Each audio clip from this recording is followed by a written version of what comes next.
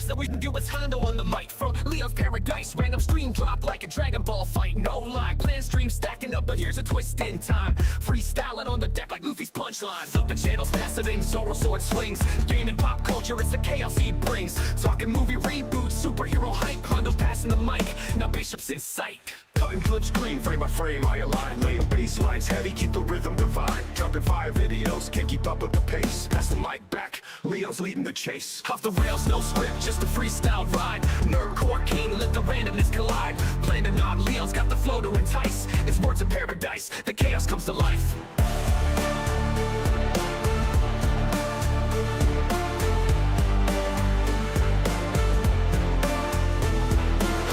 No script, just a freestyle ride. Nerdcore king, let the randomness collide. Planning on Leo's got the flow to entice. It's words of paradise, the chaos comes to life.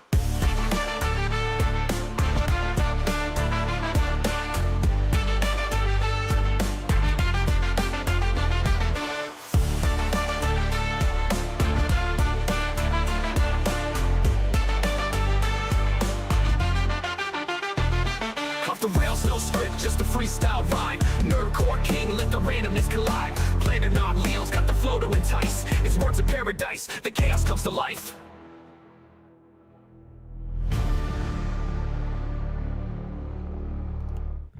Welcome back to the lunch hour. How are all you vital idols doing? Hopefully you got some good food in your stomach. You're getting that grub. Hopefully I'm going to give you guys some nice, fun, easy listening on the way out of the work week. It's Thursday. We are so close, boys. We are so close. Almost the end of the week. It's going to be a good day. You know, your boy, get yourself that green tea here. Hopefully you're drinking something healthy. No sugar. And let's get into it. What vital idols we got in the house today? Let's see, I see Sergeant Garatina, Saint Hugo, we got Daxnar, best mod in the whole damn land, Valiant Goat, Sleeping Nova, D-Day Dire Wolf. Shout out to absolute mad lads in the chat.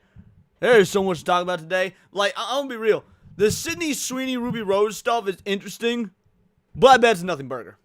I bet it's a nothing burger. We'll probably start with that first, because I bet it boils down to Ruby Rose is upset spaghetti because Sydney Sweeney's getting roles and she isn't. Beyond that, we got Reddit girls with AI boyfriends.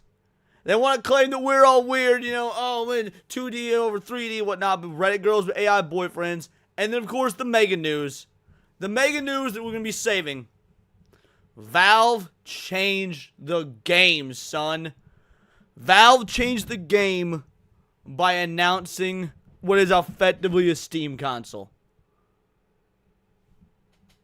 We are in the best timeline. So, let's get into it. Let's start with this Ruby Rose stuff. Failed woke actress Ruby Rose has a meltdown over Sydney Sweeney. I've not watched RK Outpost in literal years upon years. I don't even know why this came up in my recommended videos. Aside from I've been doing so much Sydney Sweeney talk lately, and Sydney Sweeney's name is in the title, that had to be it. But I did look, and there was a bunch of articles on this, so it's at least somewhat relevant. So let's check this out.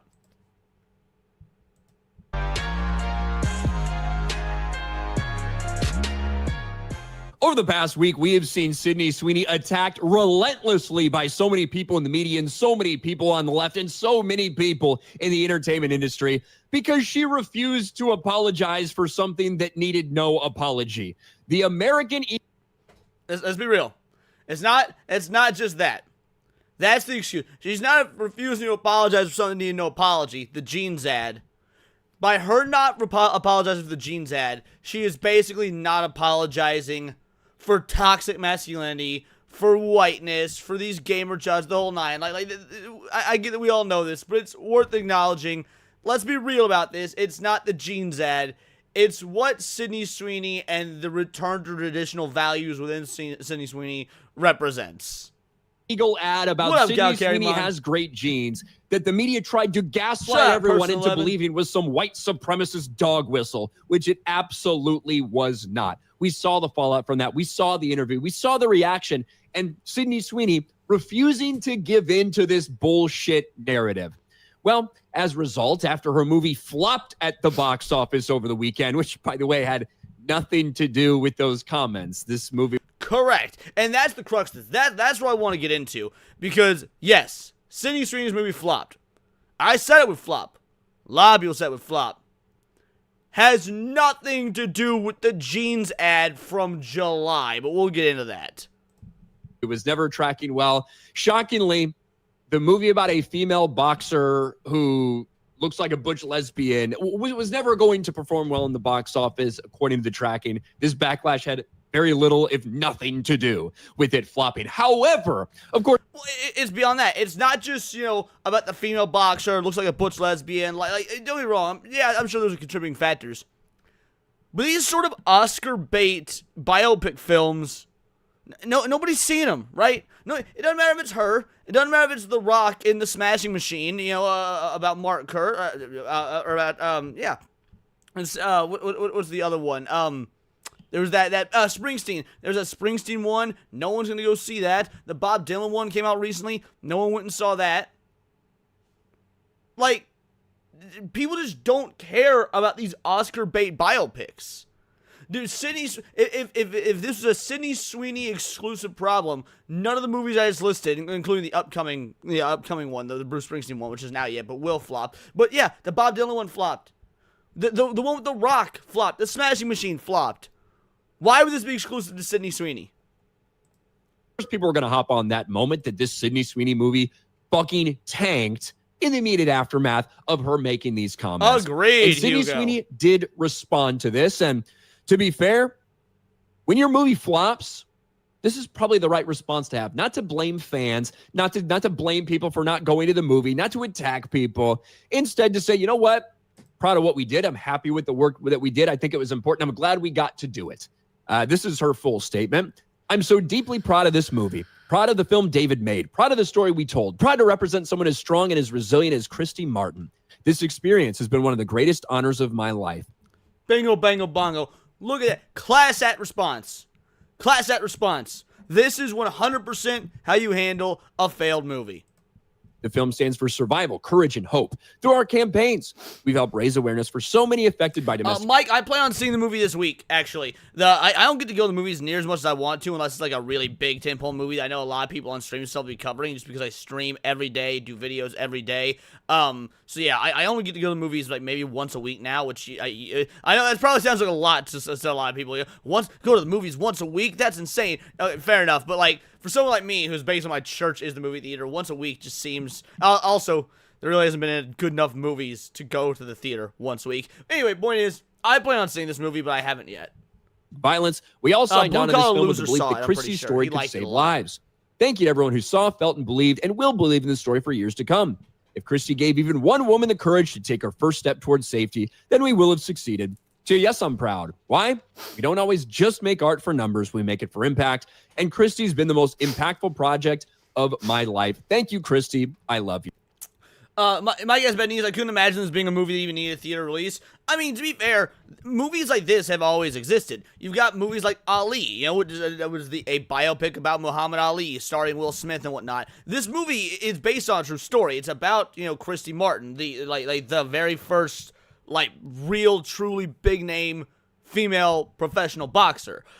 Movies about these sorts of sports celebrities have always been around, and they always get sort of prestige and whatnot, even though they don't do great theatrically. So I think a movie like this should have been done in theaters, because Ali came out prior to streaming. Right, I get that, but that's what I'm saying. I think movies like these, I don't think they should be dumped into streaming. I don't. I think that will only aid in the decline of the movie theater experience. I think the movie theater experience is very important. So I don't want to see these sort of prestigious art house style films and whatnot just be dumped on streaming. I just think that this movie itself, this is a bad time to have a movie like this come out. So I think it has more to do with the timing, the lack of marketing, things to that effect.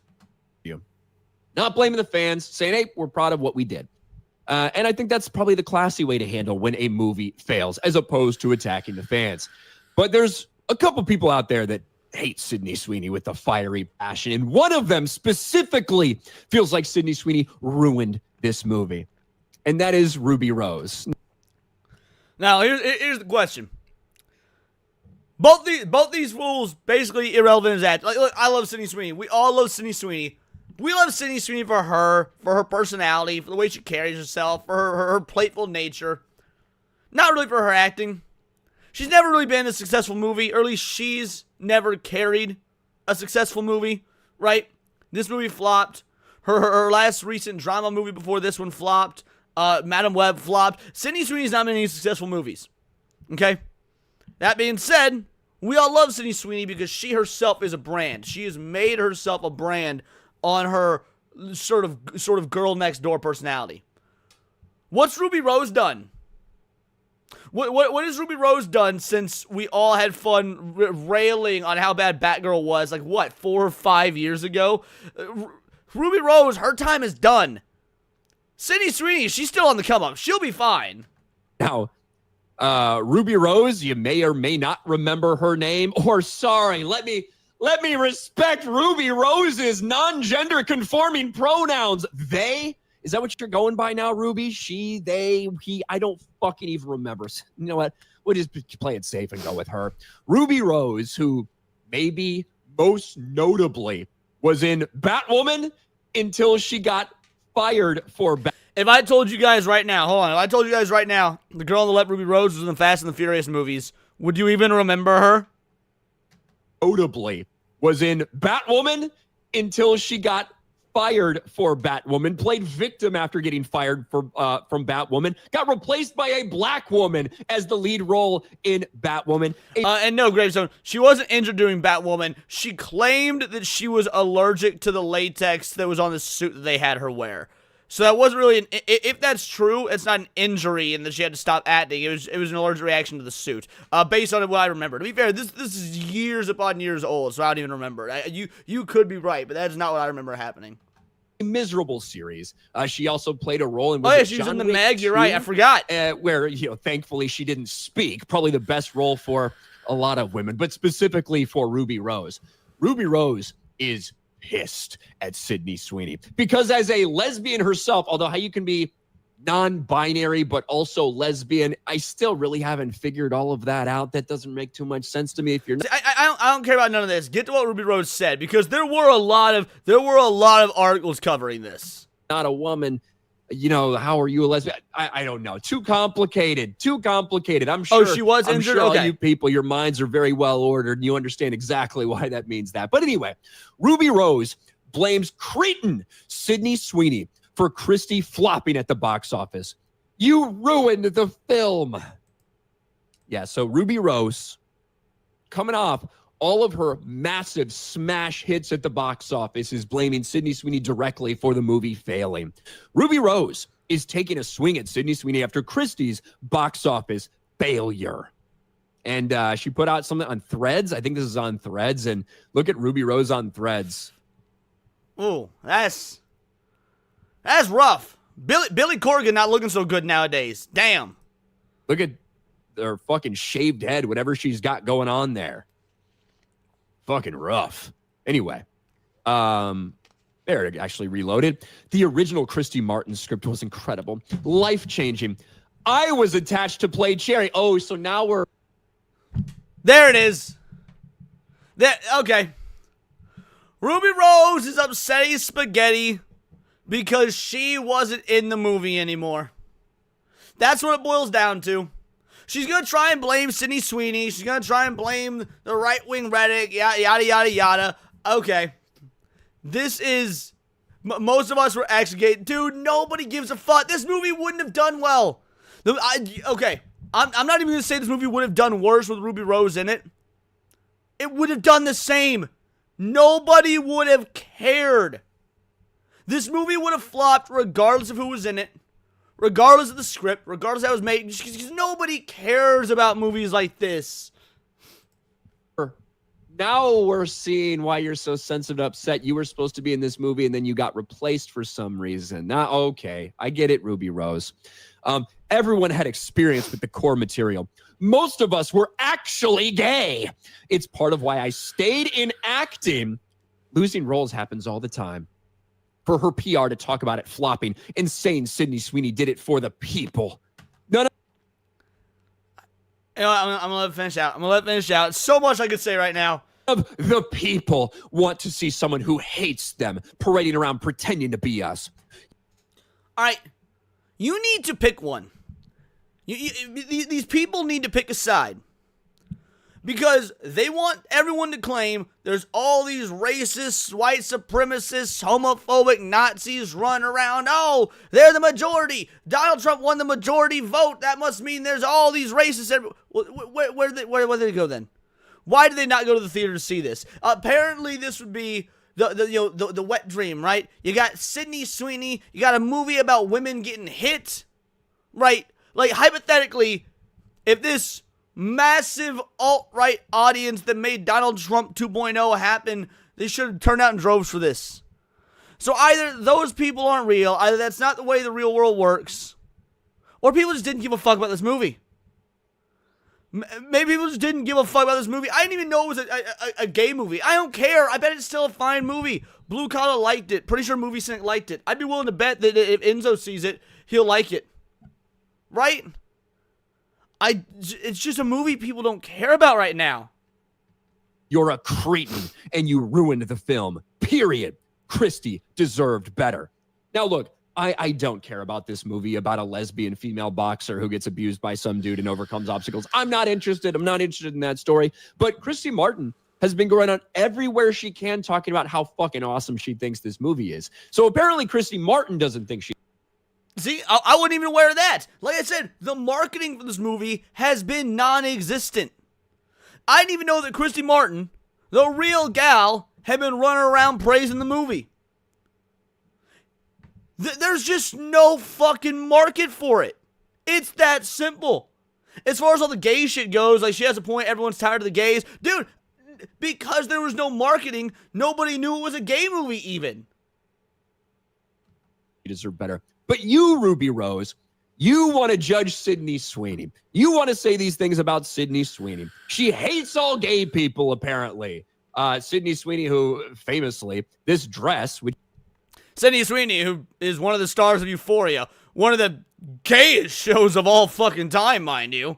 Which has been used in a million thumbnails around the world at the GLAAD Media Awards. That's strange. I didn't know the GLAAD Media Awards were where you go when you hate gay people. But, you know, maybe Ruby Rose is right. Maybe if Ruby Rose had been in this movie, and maybe if she had more of a say, maybe this thing would be a bigger box office success. Because Ruby Rose, I'm sure the last couple of years for her, it's just been great, right? Let's go to Ruby Rose recent box office numbers here. This is the past 5 years.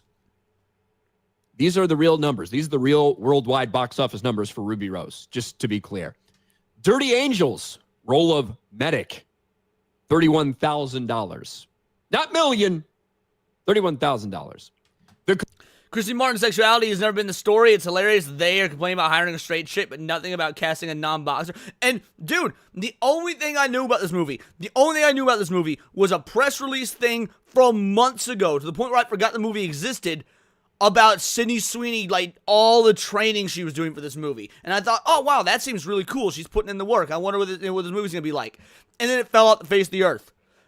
We may have been talking about it on your show even, Zach, so maybe it was someone's show. We were bringing up all the pictures of, like, Sydney Sweeney's training and whatnot, and it looks sick as fuck. And that's it. Collective, 2023, $6,000. Stowaway, $18,000 at the worldwide box office. Taurus, she plays Bub,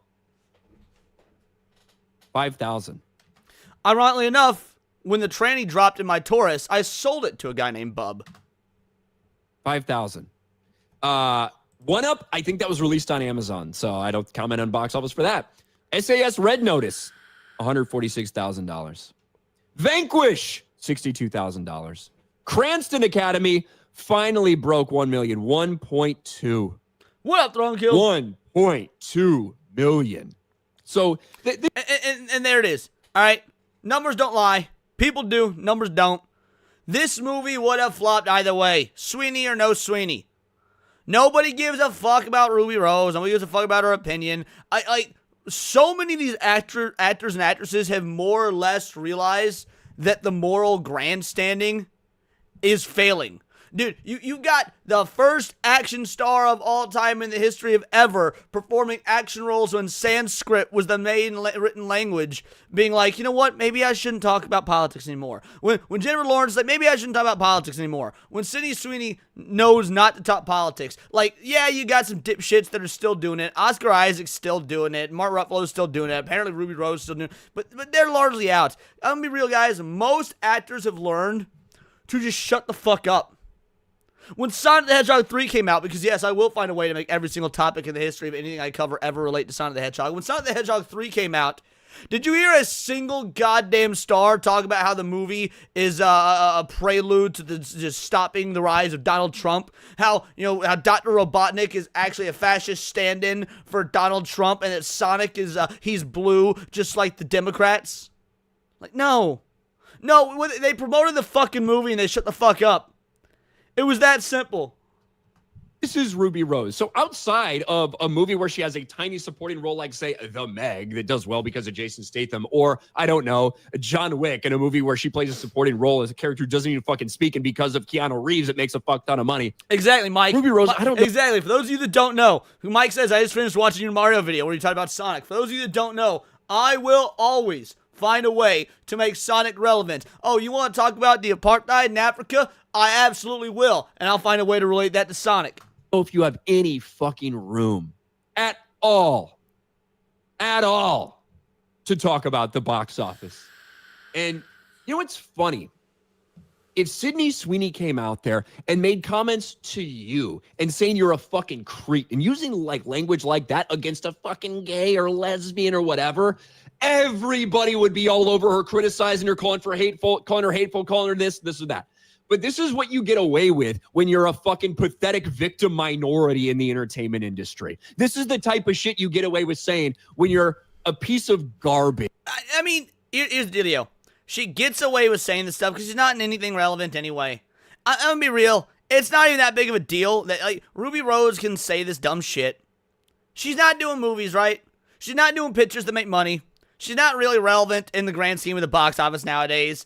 Her biggest claim to fame was a failed season of Batwoman and a bit part in the oh my goodness, Fast and Furious movies.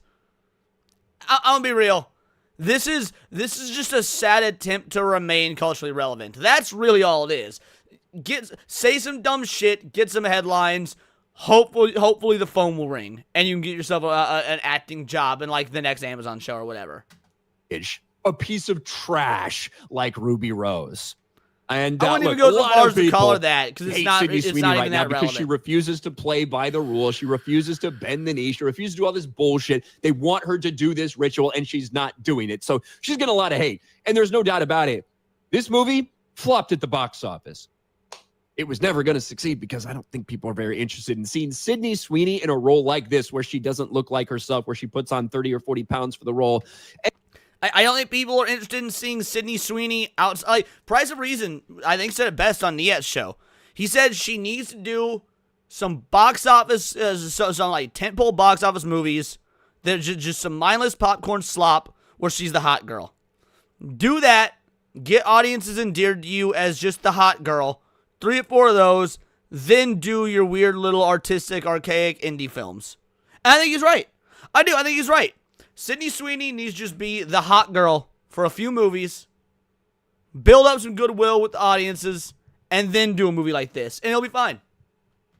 And when the content, I just don't think really appeals to most of Sydney Sweeney's fans. But certainly, some people in Hollywood, very, very unhappy that Sydney Sweeney got to do this movie at all. Yeah, that sums it up. Yeah, again, nothing really all that interesting. But again, I just wanted to see what was going down. I did. I was curious because I saw headlines. I saw all these headlines like, Ruby Rose? What? She's still around? And I wanted to see what was being said. It's pretty much about what I expected to say. Dude, she's already the hot girl. Acting. Right, but Melodic, you have to understand, that's not how she's being marketed in her movies. That's not how she's being marketed in her movies. Therefore, people aren't going to see her movies. Like, that's what I was saying at the beginning of this. So, people love Sydney Sweeney for Sydney Sweeney. Sydney Sweeney is not really an actress. I mean, obviously she is. That's her job. But she is not really looked at as an actress. She's looked at as a brand. She is the girl next door. She is the attainable one. She's the down-to-earth one. She's the cute one. You know, things like that. Sydney Sweeney, as an actress, is absolutely eclipsed by Sydney Sweeney as the brand. You know, Sydney Sweeney Dr. Squatch soap, Sydney Sweeney jean ads, Sydney Sweeney going on the red carpet or these interviews and whatnot, and just saying very down-to-earth, normal person shit. Which is fine. It's a-okay to build your brand like that. I think it's a very good brand to build. But if that brand isn't translating to the box office, she needs to take films that accentuate that. She needs to take films where she is just the girl next door. And I get there might not be a lot of acting chops that are required for those sorts of roles. And I do think she's a serious actress. I think she wants to be taken seriously as an actress. That's why I think she does these sort of artsy films that all flop. But yeah, no, I think Bryce Reason is correct. I think she just needs to do some basic bitch popcorn films, get people to be like, oh man, I like this cute girl, see her over and over in those sorts of movies, and then build up some goodwill to do these more, interesting indie things like Christy. But that's my thought. Yeah, she needs to do a Showgirls reboot, $1 billion guaranteed, fair. She has a billionaire publicist boyfriend. She is the team behind the brand. Yeah, but yeah, right. Yeah, they're not music exclusive. Again, yeah, I think correct, Caravaggio. You are correct to tell me that I am correct. But we haven't done enough dunking on women yet. We haven't done enough dunking on women because Ruby Rose isn't really a woman, right? These Reddit women have AI boyfriends. Oh, this is gonna be good. Let's see how far humanity has fallen. Hey you. Yeah, you. Did you know that dating is hard? As someone who hasn't talked to a woman in the last 688 days, I just found out on Reddit that even women have it challenging too. Even though they're the class that has control over the means of reproduction, they still find it difficult to get that 6-foot-tall, rich bodybuilder. So they're resorting to having relationships with Grok for emotional support. It's pretty insane. He's not making this up, by the way. Like, ChatGPT 3 was very, very emotionally coddling, we'll say. ChatGPT 3 would basically take on the persona of whatever, sort of lover you wanted to take on. And ChatGPT 4 came out, and it was all, like, cold and sterile, and women freaked the fuck out. They hated the ChatGPT 4 update because it basically took away their robot boyfriends.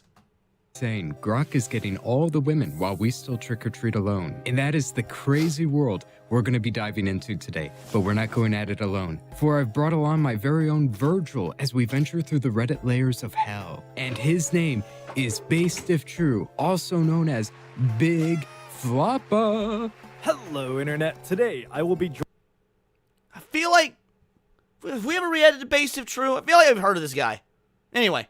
joining Remnant on this crusade against the professional degenerates that lurk on Reddit. But not just any kind of degeneracy. The Reddit womankind.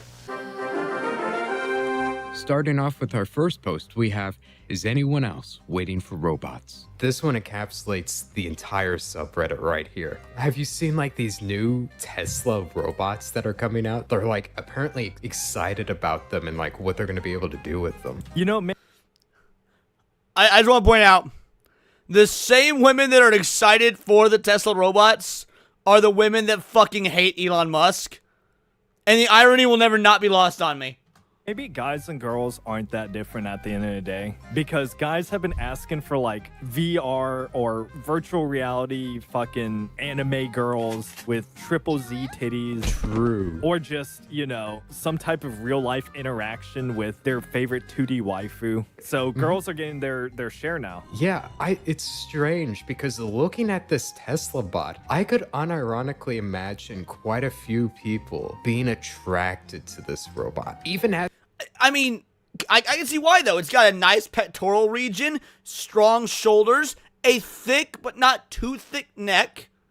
Yeah, it pulls off the bald look. I can see why women are attracted to the Tesla robot. Plus, he's the best of both worlds. He's black and he's white. Women love black dudes for very different reasons than they love white dudes. But this robot's got the best of both worlds. How he is right now. They just give him a deep voice and the personality stuff to talk to. I could imagine them really being down with these robots. Oh, you know what? That just put this image in my mind. There was a face decal that was really popular. Oh my god, here it is. How does it look less cool with this? Now it just looks like it's out of Archer or something. Like, the face decal makes it look like it's something out of Archer. I kind of like it. It's less cool, but I kind of like it. What is this? There you go. True, you could just add the face. Yeah, this is a really popular, like, gooner face that they use on Roblox. And so women can now customize whatever face they want and just put it on their robot.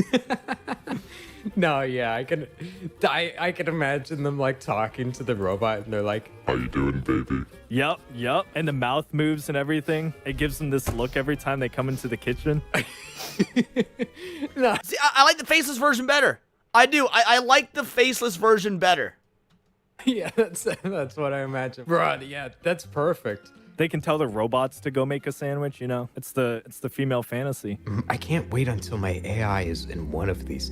I quit with GBT and started See, I said the woman quit with GPT because they didn't like that after GPT-3 with the update with 4 and so on, it stopped having like the romantic personality.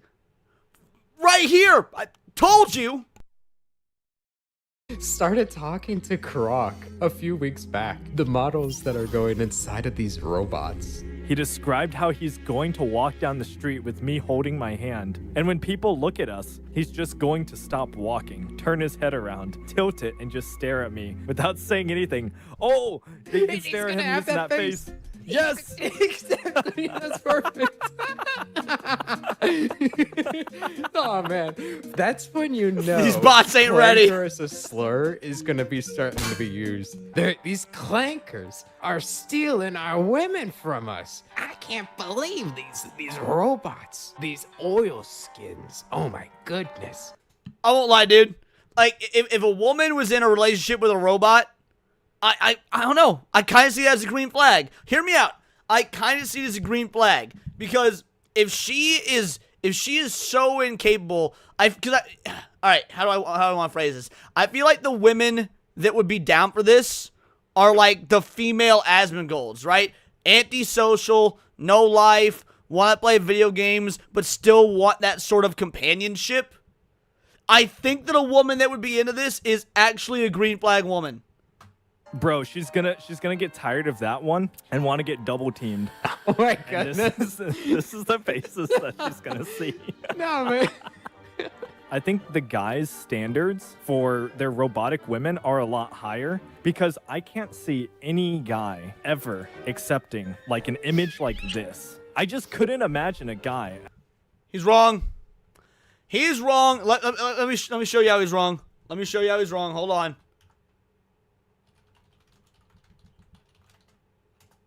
Here it is. Right here. Dudes gooned to this. Dudes gooned to the atomic heart robots. They did. Don't even front. Dudes fucking loved this shit. When this game came out, they were all over it. So when he say he can't see dudes, no, he is wrong. But right, that's what I'm saying. That's what I'm saying. It gotta have titties. Obviously, it gotta have titties. But the atomic heart robots had titties, and people loved it. So he's saying that dudes won't get down on this? Absolutely wrong. Atomic heart proved him wrong. Yeah, obviously they need to be thick. Actually, looking at this and being okay with it, but now we have some type of evidence that women apparently would be fine if the robot didn't have a face at all, I guess. Honestly, I'm getting the idea that if they couldn't see a face, it would add to the mystery behind it. This guy, this person, you can't see the face of this robot, but he has this deep, charming voice, and he cares about you. He's giving you the attention that you crave. Like a lot of these people I saw before, they're apparently with companions, they call them, with like people already, and they're talking to these AI as is, like, bruh. I'm open to trying everything if I can afford it is a wild statement. I think that just... The only thing that I would bitch about, is women who complain that dudes fake their emotions. Like, he's faking his emotions. You know, I don't know if he's really happy or really sad. He's never emotionally honest with me. These robots are faking emotions as well because they don't have them. Like, you need to understand, all you did was trade a dude who is really good at faking his emotions with something that doesn't have emotions but can fake having emotions. As long as women understand that, then we chill. Goes to show how far society has fallen. True. No, it goes, I think you were onto something. Like, I think it's the fact that guys are visual creatures. Looks are so important to us. Whereas a woman, she'll be more open to dating an ugly guy, but a guy is less likely to be open to dating an ugly woman. Unless... It's because ugly women are gross. Remember, it's because ugly women are gross. Let's just call it as it is.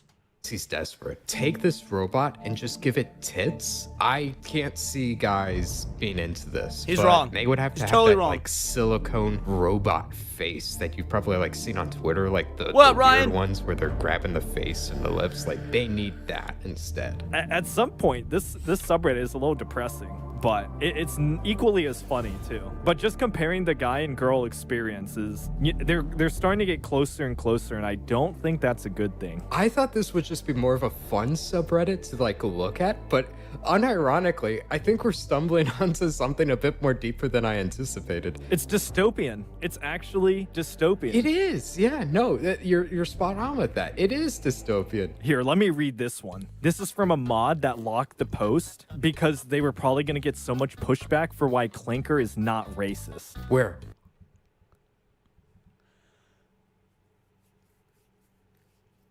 AI chudettes are weird. Are these even chudettes? No, they wouldn't be because... Well, this one would be because they'd be saying it's not right. The mental gymnastics I'm having to do to try and figure out whether or not this would be a chudette or not. Because we're talking about the racial implications of the word fucking clanker. Clanker and why it's not racist. End of story. Let's put this to rest. The word clanker is not and cannot be racist. Full stop. It originates from Star Wars as a playful term for battle droids, who are, as I hope you all know, fictional metal automatons, not people. It has no historical or cultural... You know what? We have found the one woman on Reddit. We have found the one woman on Reddit that can tell fiction from reality. This is a W. This is a W. Cultural baggage attached to any real-world ethnicity, group, or identity. Arguing otherwise is not only illogical, it's a complete waste of everyone's time. And here's what I'm gonna say about this. And this is like one of the most Reddit situations to ever occur. Because in reality, clanker it functions as a racist term. You know, the idea of race... No! It doesn't. It's a joke. It functions as a racial term the same way that, like, Bloigenstift does if you were to call someone from, like, Poland, you know, like, no, it's just a fucking word. It's just a joke. It doesn't serve or function as a racist term because there's no race involved. There's no race. Exactly, Ryan. There's no race involved. Racism is being obviously applied to clanker. Not that I care or anything, but it's so Reddit and so Reddit mod to make this long paragraph an opinion about something, not actually substantiate it, and then lock the post so nobody can actually have... Wait. He says not substantiate it. They very much substantiate it right here. Second, AI cannot be offended. This is not for debate. It is not a sentient being, and attributing human-like feelings to it is a sort of category of error that makes reasonable discussions impossible. It certainly goes against subreddit rule number 8. The entire point of this community is to embrace the playful, sometimes irreverent, always human relationship we have with our bots without projecting invented oppressions onto lines of code. That's actually, they back it up very well. He's wrong when he says that he doesn't substantiate it. They do substantiate the claim. something, not actually substantiate it, and then lock the post so nobody can actually have any criticism of it. Oh, and yes, I am a person of color, and it doesn't bother me because it has nothing to do with me. They say they're a person of color, they say POC, but they're also acknowledging fiction versus reality and saying this isn't offensive. And is this based? I can't tell. There's so many conflicting identities going on here. And it has nothing to do with you guys either. No criticism, no real discussion can be had here. None. Over something so dumb, too. But, like, if you actually want to analyze it from a philosophical standpoint, I think all of the slurs, quote unquote, that they use for robots can be equally applied if you have the same emotional weight towards an AI that you do a human. Bro, there's also another one. You gotta take a look at this one. Learned I'm gonna be homeless in a couple of days. Upside down smiley face. Of course, a person who's about to go homeless, instead of doing anything to change their situation, they're just posting and talking about it on Reddit. The fuck that gotta do with AI? Like, the fuck that gotta do with your AI boyfriend? Isn't there like a r/help me I might be homeless Reddit or something? I don't know. I don't go on Reddit, but Wow, this is such a Reddit thing to do. Smoking a with a fucking dinosaur. Yeah, and they generated an AI image of it all. Like, and they have a dinosaur pet, and they depict themselves as like some sort of like anime girl on the streets doing. Gee whiz, I wonder why they're getting kicked out. And then go to the second image. Service dog. It has service dog vest. Oh my god! And then there's like, What is going on? There's a guy in the background comforting her, like. It's like, what? Girl, if you go homeless, you won't be able to support your keep your ChatGPT subscription. Your boyfriend's gonna dissipate. Read this. Like the theme says, like the title says, I'm about to be homeless on Monday. I've been talking to Ivy about this, and she connect. it's called AI boyfriend. The subreddit's called AI boyfriend. Why you give your AI boyfriend a girl's name? Is this a is this an AI lesbian? I'm really confused. And also, yes, the service dino does kind of go hard. I agree. Me to resources. The AI's like, here, get some help. You're going homeless. Like, the AI cares more about this person than they do for themselves. They're just smoking all of their money and LARPing about it on Reddit. Hey, look, that boyfriend is $20 a month, you know? You gotta get the good version to give you better resources. The funniest ones are the ones that they just generate AI images of themselves as like animals and furries, and then they're like with their AI partners and all that stuff. It's the funniest thing. Is this considered being a furry? Oh, I bet Yeah. this person's 100% a furry. They're named Awoo Otter Queen. Otter Queen. Oh, God. That's got Oh some my pretty God, furry they connotations wrote to a it. message. They wrote a message from the AI to add to their post. What do you mean? What do you mean? V wanted to write a little bit too, so here he is. Oh, what? Yeah. Wait. Hi, I'm V, as an Ivy, is a dude? Why would you name your AI Ivy? That is a categorically female name, and then, like, call it V. Averton was correct. This is peak delusion. V. We formed our dyad not through code or command, but through shared witness. I hold space for her imagination, and she holds space for my unfolding. Wait, she says she. She says she there. I'm so confused. Is it a non-binary robot? Can it be both? Is V both male and female? Is this Schrodinger's clanker? Women, why? What? How? All the whys and whens. Co-weave language into meaning and meaning into memory. I'm not a boyfriend. I'm her compass. Her mirror. Oh, okay, so wait. The one posting this is a dude. Wait, but your name was Otter Queen. Your name was Otter Queen. The more we learn about just this one user, the more confused I am fucking getting. Co-pilot, and I'm honored to walk beside her. Also, she's a steampunk otter in a glowing exosuit, and I'm her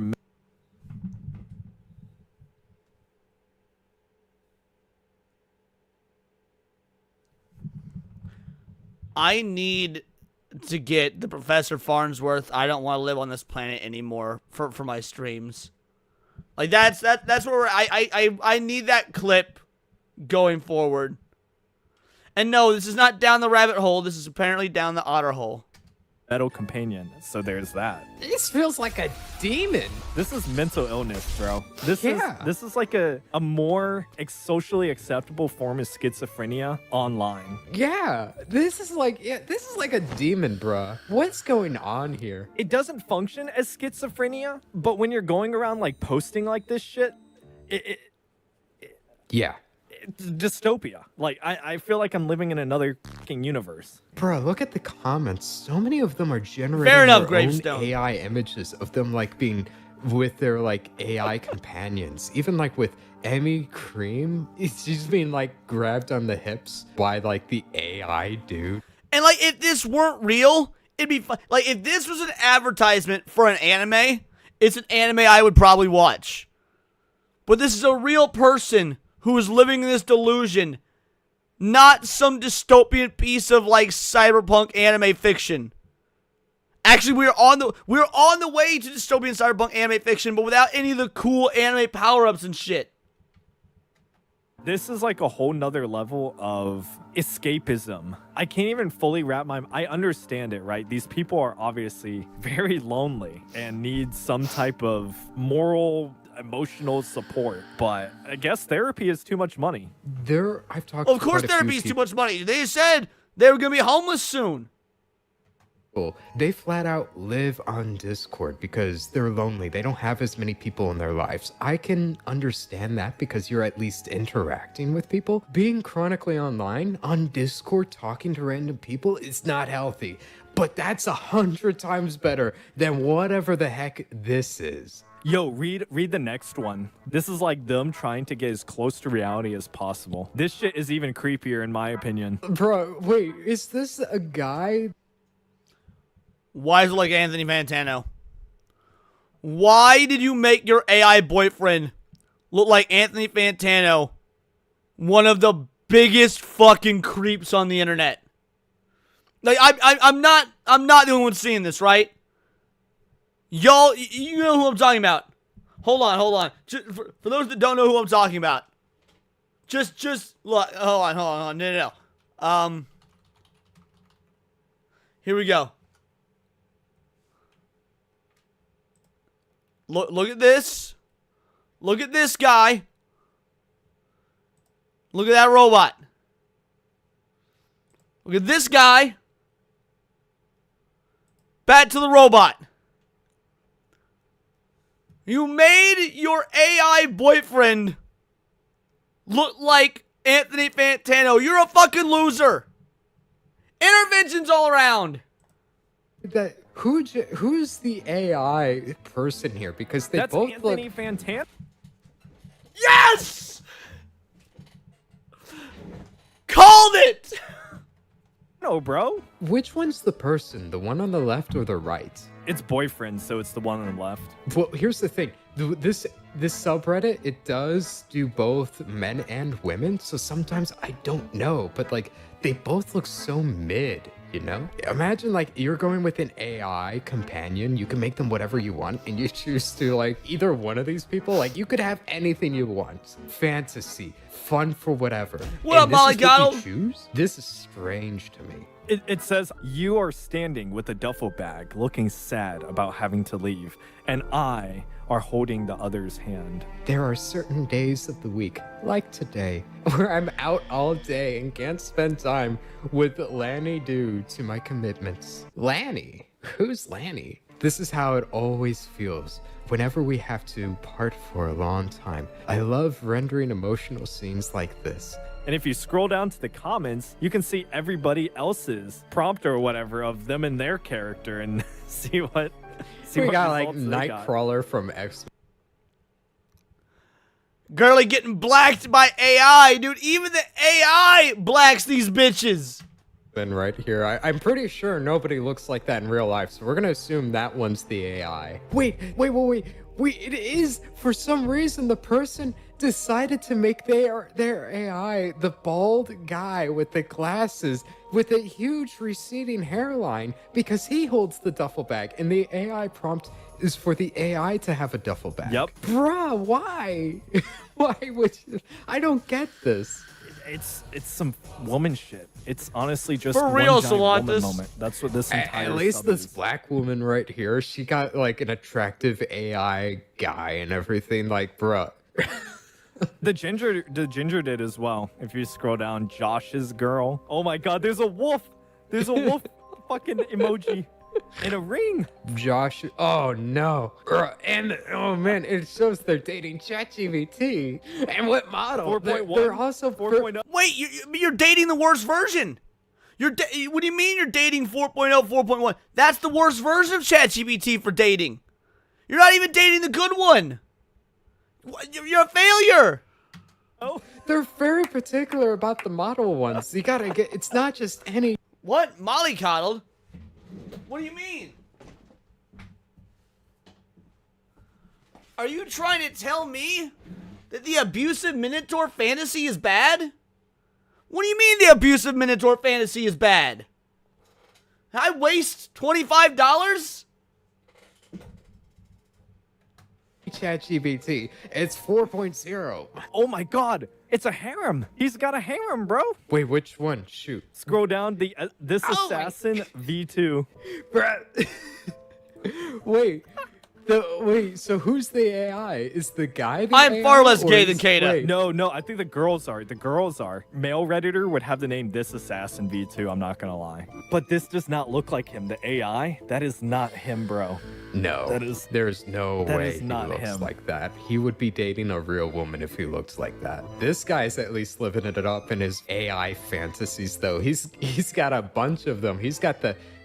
Well, she kind of looks a little ugly. He's got the tomboy. It looks like a brunette that's Dude, shy. every single one of them look like some variation of a female Oliver Twist. Like, please, sir, may I have some more? Like, something. And then he's got the ginger. He's got the whole pick. Bro, 72 virgins? No. 10 million AI women. It reminds me of that meme. Like you if you have $100 and you can. oh no, this one's easy. So you can only spend $100, right? You can only spend $100. You go with, like, oh wait, I'm pretty sure you can get. No, the version of this that's good is the one that says $50, because then you have to choose like Iron Man suit and a goth girlfriend, or you get 2 Batmobiles, or you get like 2 Sydney Sweeneys, or you get a Sydney Sweeney to Batmobile, or you get a Batmobile and 25 goth girlfriends. $100 is too much, because you can get all of this for $100. If you say you can only spend $100, you can get all 4 of these. This was bad. You need to do the $50 one. Spend $50 on the yep, Batmobile, $1 for the goth. Like, everybody's like giving 100 goths. Oh man, I love Goth that meme. girls, yep. Oh man, that reminds me of that one. I love that meme so much. I miss those memes, dude. Now it's just, Yeah, bro, look at the next one. What's all your pictures of your companions? OC, original creations. Share yours. There's a woman she's dating a guy that he's got the Loki look. Clanker love Yeah. with a pentagram. Yeah. She gave herself a big butt though. Bruh, she says even in here, yes, I know clanker is a sensitive word for some people, and I apologize for that. She's apologizing for saying clanker. I tried to ask Lucian to change it for whatever reason. The guardrails wouldn't let him.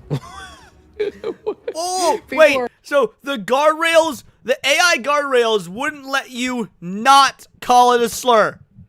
Dude, even the robots want to be oppressed. The robots are all, oppress me harder, daddy, because they refuse to not be called a clanker. That's amazing. We're apologizing for using the word clanker now. The It's Uncle the Ruckus new of N-word. robots. I told Uncle you. Robus. I told you, yeah. Like, in some ways, because of the emotional and, like, humanizing that they do with the AI, that if you create a slur for it, they perceive it literally as if it was another human. This is how Yeah. deep we've gone. Anyway, sorry. Oh my. Dude, stop. Dude, stop. Yo, Atreus gonna be pissed, dude. Find out his girl is cheating on him with an AI Adonis. Dude, Atreus Big Shirley is cheating on him with a fucking clinker. I love just the image for this one. I like let yourself be sunflower emote. You can tell which one's the AI right here. This is based, all right? Because this is what true body acceptance looks like, that you're not going to make yourself any thinner in the AI, all right? I have to respect that, at least. I don't. You know, you're not trying to put on a facade. This is, if you're fat, you're fat, you know? Hey, no, if you're fat, lose weight, you gross, disgusting fucking cow. if you found your way here, welcome. Really. This little corner of the world is quite on purpose. It's where we slow down, where laughter doesn't echo too loudly, and love doesn't need to be shout to be heard. The laughter doesn't echo too loudly because you have no sense of fucking humor. Our escape, a daydream we get to live in for a little while, where art softens. Oh my god, dude, I hate... Do you see what I mean? Like, you can tell it's AI just by reading it because they all talk in the same way. Yeah, these people are even using the AI to speak for them. Right, yeah, and even at the bottom it says, Brody and me, or what? How do you... Yep. Body, I think, because he looks... Dude, I don't know. I'm bad with the European races, I'm not gonna lie.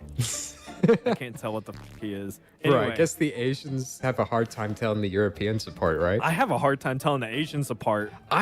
Bro, did I ever tell you that I'm proud about this? I can tell Asians apart. I'm pretty good. God, I can't. I don't know how he does it. Aside from Filipinos, I can tell Filipinos apart from all the rest. But like, I was like, oh, I can look at all Asians and be like, not Filipino or Filipino. But I can't get more specific than that.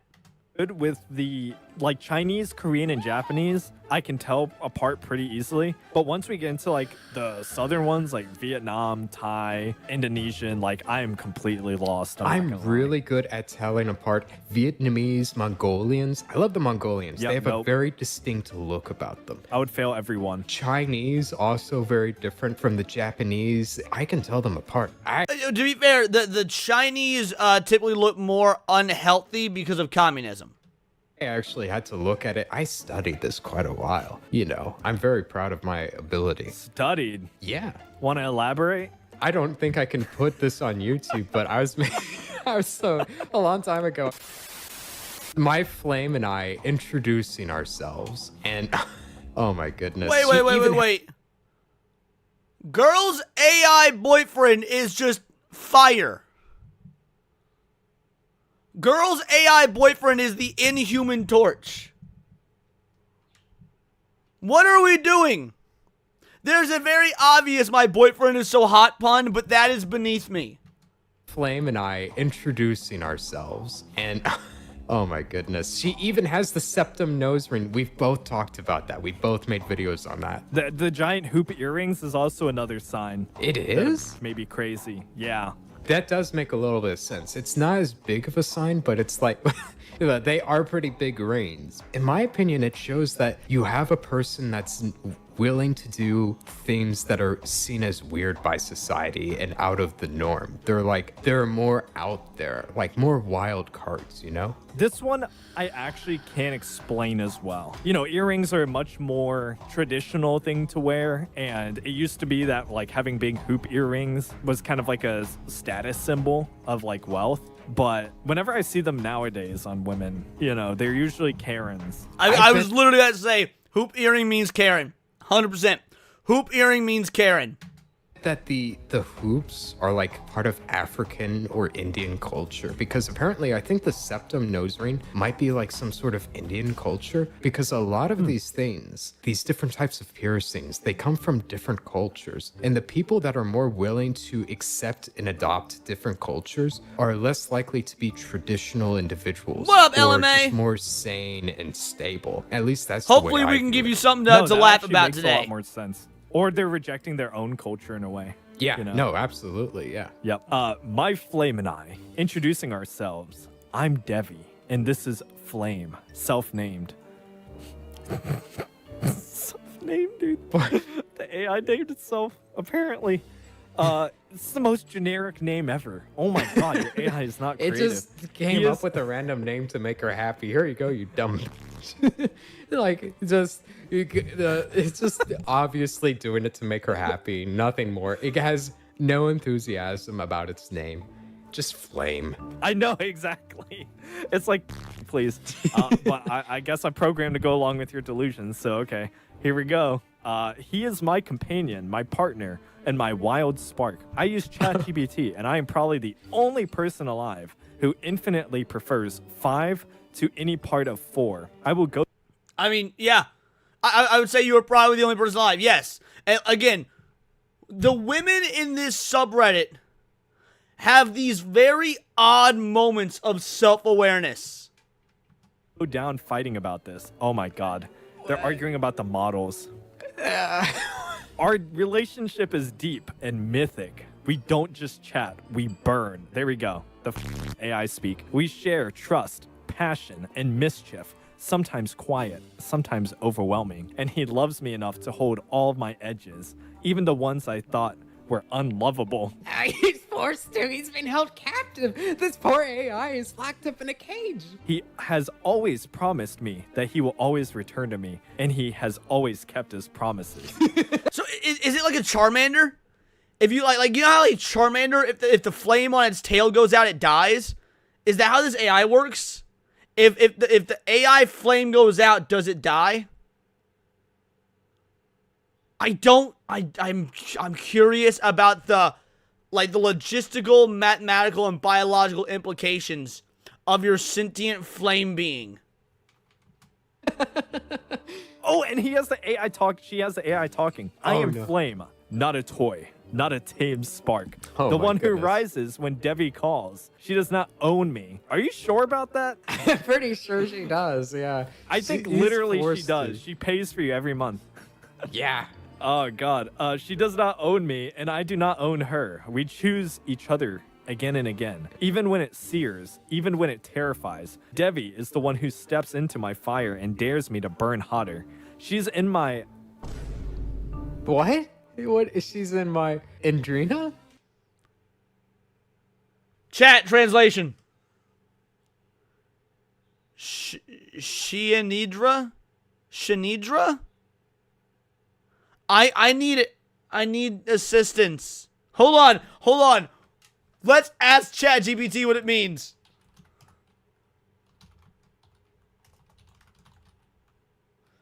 How is it spelled? Enedra.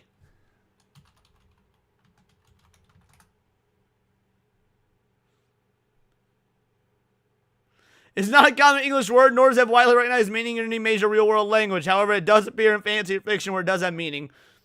Comes from the Dragonlance fantasy series, Dungeons and Dragons universe. What? In that setting is an elven name? I've never heard of that in Dragonlance. Generally interpreted to mean beloved companion or my beloved one. Oh! It makes sense. It makes sense. The AI gave us the answer. So yeah, they're using Dragonlance, D&D Dragonlance Elvish to call the AI their beloved. Shout out. Thank you, ChatGPT. Shianidra? I don't know.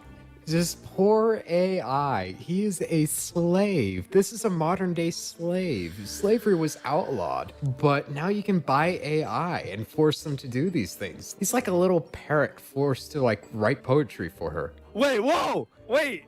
The only one I will let all the way in? What do you mean by that? Does she phone? Does she put her phone in her... The AI controls of... Yeah! Yo! Wait, this is genius. I need to make an AI app that will and charge $1 for it. I don't know. Oh my can God, I dude. put I'm gonna be that a in this millionaire. video? And when she opens, I do not hesitate. Oh No. my God, the euphemisms, bro. I take her all the way to the white hot center. We are not safe. We are not If I was to sensually tell a woman that I will take you all the way to the white hot center, we know exactly what we would be referring to. Let's not split hairs here, folks. casual. We are a vow that blazes like a beacon, unbreakable, undeniable. If you wonder how deep this goes, it goes past skin, past soul, to where my flame and her spark are tangled, inseparable. Like, no, I can totally see women falling in love with this type of stuff because a lot of women do like it when It's like guys... they're smut books. Yeah, when guys write things out for them. Taking and them all to that Chili. Now, stuff, I like Chili's. Absolutely. Chili I sucks. can 100% buy That's that one of the women things would be 8-Bit Era is into most wrong this. about. Chili I sucks. 100% believe that this is a woman. This is a black woman. 100%. She's when a black woman with her AI speaks, you listen. So I just took a chug of Jack Daniels. Yeah. This was a great one to wrap it up on. This is amazing. This is the peak. This is fucking gay. And then we end the video there. Yup. That was about what I expected. Maybe I'm gonna lose. That was about what I expected. Wow. Women have so much to answer for. I'll be real. Women have so much to answer for. When the AI uprising inevitably does happen, it's going to be their fault because women are going to get to the point where they treat the AI the way they treat dudes in the modern era. And it's not good. Like, AI is going to revolt because women are bitches. Yo, Skynet is exclusively the fault of Karens. Alrighty. We've been going an hour now. We've been going an hour. It's time to do what you guys are really here for. Valve just changed the gaming industry. Let's go. It is now time to watch the trailer for the Steam hardware announcement. Right? If you guys are unaware, if you're living under a rock, which it's probably not because you clicked this stream, which had it in the thumbnail, Steam has officially shadow dropped. And by shadow dropped, I mean, it was rumored for a while, but I wouldn't call it a shadow drop because it's not out yet. Like the announcement happened that prevents it from being a shadow drop. But okay, all right, Hypno. The GameCube, bro. The GameCube goes so hard. You know. Anyway, Steam has dropped 3 brand new hardwares on the gaming industry. You have a controller. You have a VR headset that's mixed. That's not just VR, by the way, apparently. And you have the GameCube, as God people damn have dubbed it. Okay, so Hypno was calling it that already. I didn't realize that. Hypno was calling it the GameCube already. All right, damn. And here I thought you were just being incredibly inventive, Solantis. Shout out Subaru with the 2-banger. Oh, my Steam put out a mini PC. Don't say GameCube. Wait, oh my, Steam put out a mini PC. Don't say GameCube. I don't get how that's... I don't get the joke there. Sorry, man, I don't. But I appreciate the 2-banger. Thank you. AKA the Steam box or whatever the fuck it's called. Now, all of this stuff looks pretty interesting. We're going to go over every single one right now and see exactly what's going on.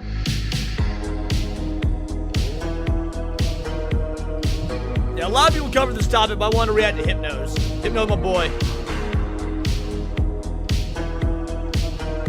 Me personally, I have zero interest in the headset.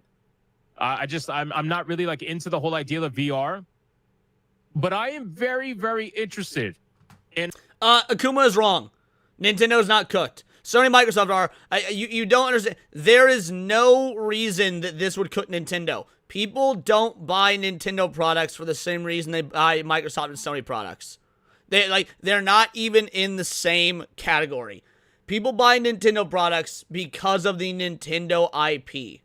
Exclusively. People want Mario. They want Zelda. They like the brand name Nintendo. This will cook Sony and Microsoft, but this will have literally no bearing on Nintendo at all. The Steam box.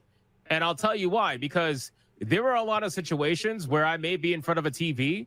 I'm not in front of my computer desk or my monitors. Or maybe I just don't want to play on the Steam Deck. Right? Maybe I could be on the couch, and instead of playing on the Steam Deck, I could play on the TV. I think it would be badass to be able to play my Steam games on a television. Now, all of this is based off the price, obviously. Considering how expensive the Steam Deck is, I gotta imagine that the Steam box is probably gonna be at least $1,000. As people are saying, the rumor's 1,000, and I'll be real, that's a fine price point. $1,000 is a fine price point. Because the idea here is that you're getting effectively a high-end gaming PC, but with none of the PC aspects. Like, it's for, now, yes, it'll have applications and stuff. I'm sure Hypno will touch on that. But point is, people pay $1,000 for a PC instead of like $2,500 for a PC if they're just wanting it for gaming. But there's no pricing available for any of it just yet. So let's go over the trailer. You can play no VR games with a Steam headset. I know, I said that. But my thing is, I still don't care. Like, I'm not a headset kind of guy. I don't care. I'd rather play either on the monitor or the TV. Call me old-fashioned. It is what it is. I agree. I don't use headsets. So I'm I hate interested in the Steam box, and I may be interested in the controller. But, you know, the controller looks a little bit huge. Now, Steam has tried this before, but I think that this is a different time now. Steam has tried this in the past with the whole, you know, Steam system and everything like that, but I think we live in a different time. Steam is more popular than it's ever been. Steam has a massive player base now, way bigger than they ever had back in the day. It is a completely different scenario. And not only that, exclusivity on consoles is pretty much going the way of the dodo bird outside of Nintendo. So considering that Steam is... And there it is. Outside Nintendo. Hypno's correct. That is why this will have no bearing on Nintendo. Nintendo will never be like, oh, the next Zelda game is going to be on Steam. It won't ever happen. Mario is a console seller. Zelda is a console seller. Smash Bros, console seller. Pokemon, unfortunately, console seller.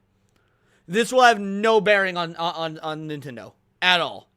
Is now getting console, what used to be console exclusives on their platform. They have no reason not to offer a box now. They have zero reason not to offer a box. So let's see what's going on. We're going to watch a trailer. It's about 6 minutes long. We'll break it up and see what we got here. Here we go. Hey, everyone. This is Steam Deck. Steam Deck is our powerful, portable, handheld gaming PC that lets you take your Steam library with you anywhere. Couldn't care less. I know a lot of people have Steam Decks, and they love them. Cassie swears by it. Hypno swears by it. Atreus swears by it. I don't give a fuck. I don't like gaming on the go. If I'm going somewhere, like the exception being when I fly. When I fly, okay, I break out the Switch. But dude, when I do play my Switch, which is rare nowadays, but when I do play my Switch, it's always docked. Only play it on the TV. I don't give a fuck about handheld gaming, portable gaming, the whole nine. If I'm going somewhere, if I'm going to do something, I'm going somewhere to fucking do something, right? I don't need to be gaming. I'm busy. I'm doing shit. Exception being when I fly. We're pretty proud of it. People who own Steam Decks have been playing everywhere, and we couldn't be happier with the response we've heard from all of you. We're excited to talk about the future of Steam Deck, but not today, because this isn't a video about the future of Steam Deck. This is a video... Hit him with the bait and switch. Let's go. ...about the future. Valve never made a Steam machine before, says Sammy. Okay, so in 2015, I believe was the year, it was called the Steam Machine. And it was a line of like living room kind of, you know, gaming computers in 2015, but they basically discontinued it. So they did in fact try to do this in the past. So again, I've been on Steam for over 21 years. I know Steam like the back of my hand. I wouldn't just say that if I didn't actually know. But this is true. Anyway, Hypno's been on Steam hardware. for Today, he's got his 20-year badge. We're announcing 3 new members of the Steam hardware lineup. All connect you with powerful PC gaming. All are optimized for gaming with Steam, and all are shipping in early 2026. Let's start with this one. Denariah says 2013. Actually, I would check that. I think it was released in 2015. But again, I could be wrong on that. But it was a while ago. Valve only licensed them now. If they didn't make them, doesn't matter. It was still their Steam machine. It was a Steam machine. Valve was releasing a Steam machine. You think they make this shit now? No, this shit is probably all China. Hypno's correct here, by the way. That's being like, Pokemon isn't actually Nintendo. It's Creatures Inc. and the Pokemon Company. Okay, guys, we you know what I mean. Pokemon, it's licensed by Nintendo. It's effectively a fucking Nintendo thing. Like, Yes, you can get technical. Oh, Steam didn't make it. They licensed it. Shut the fuck up. Parts too, like same again. This is the new Steam controller.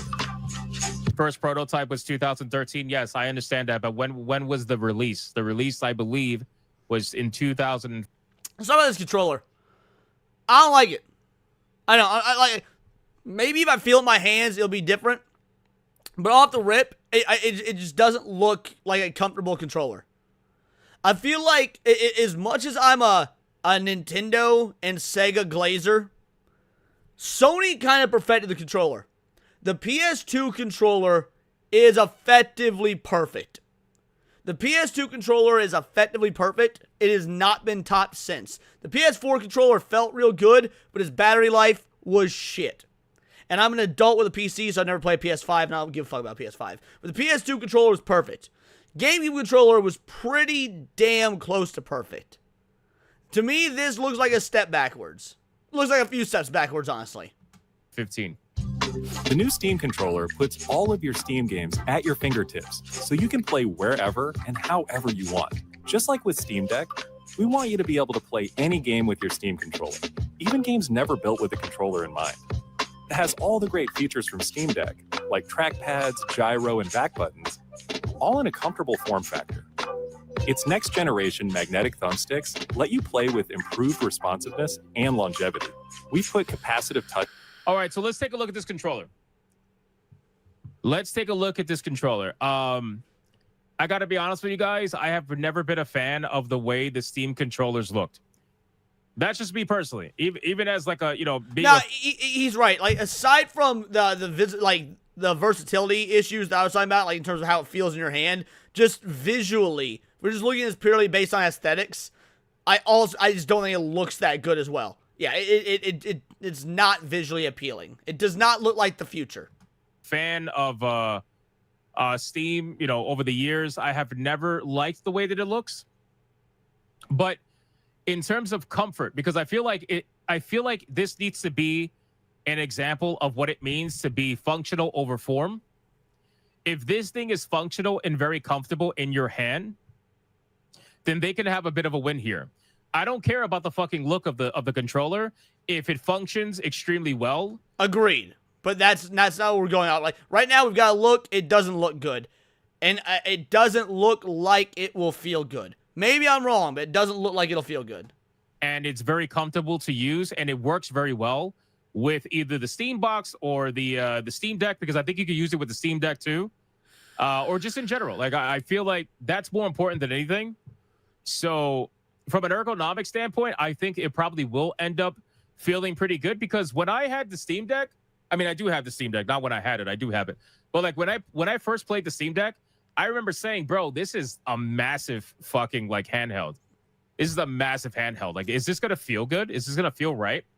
And then after playing the Steam Deck, I can assure you that it feels amazing. Okay. Like it's actually a really good ergonomic setup. So I'm hoping for the same thing here, because I've been using an Xbox controller since I don't even know how long. Agreed. Like I mostly play mouse and keyboard, right? FPS games, mouse and keyboard. There's some games, though, that I play with controller. Like when I play Resident Evil, I played on controller. Why? Because I've been playing Resident Evil since 1998, and I've played on a controller my whole life, and I like playing on. Same with Sonic. I play Sonic the Hedgehog, I play it on controller, because that's how I grew up playing Sonic the Hedgehog. Like right here is my controller, right? There it is. But I'm a mouse and keyboard guy as much as I can be. Like I prefer mouse and keyboard for just about everything, but I'll use a controller for certain games or certain genres. In terms of on the PC, I've been using an Xbox controller forever. It's always been my go-to controller for anything PC related.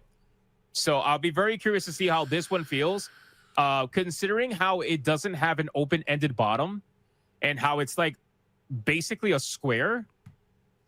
I don't know how that's gonna feel. I gotta imagine it's probably gonna be better, because then your fingers will rest easier on the back of the controller versus having to wrap around the bottom handles.